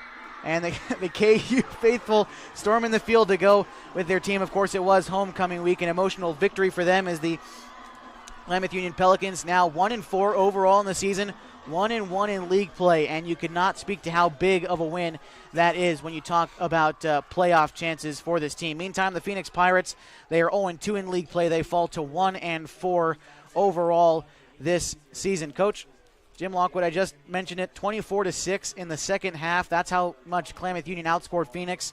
What did you notice from them? What kind of fire did they have coming out of that the half? offensive line. I mean, I think it was 28 points, to be honest with you. They just totally dominated on the offensive line.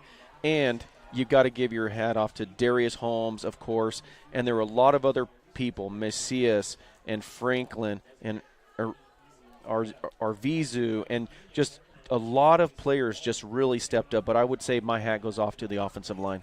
An absolutely dazzling performance, and you're right, 28-6 was the scores through the second half.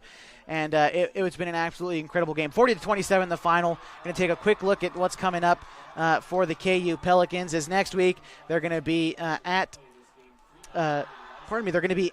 North Valley High School, as they've got a big game going on over there against the 10th ranked North Valley Knights. Meantime, other games going on. Mazama has been at North Valley tonight. Hosanna Christian played North Lake. Bonanza played Chiloquin. Lost River hosted Gold Beach, and Lakeview played Rogue River.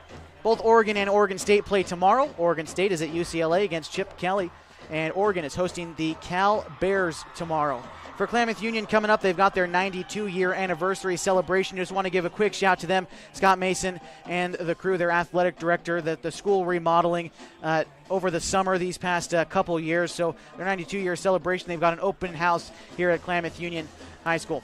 40-27 the final. Again, a great second half performance from Klamath Union. Their playoff hopes are still alive. As before we end the broadcast, I'd like to thank a couple people, Scott Mason included, the Klamath Union athletic director, of course, Coach Tom Smith down there on the field celebrating with his guys down there. Would love to wish the Phoenix Pirates a safe trip home. Want to wish well to Dave Earhart, the Phoenix athletic director. Thanks for helping me get situated with your team. Dave Johnson and his coaching staff, a safe trip home as well. 40-27 the final. Once again, on the Abbey's legendary pizza game of the week. I'm Josh Eldridge for Jim Lockwood and Scott Hoffman back at the studio. My cameraman, Cale Harms, tonight. Thank you for watching wherever you were on 104.3 960 or with live video on mybasin.com. Good night from Klamath Falls, Oregon.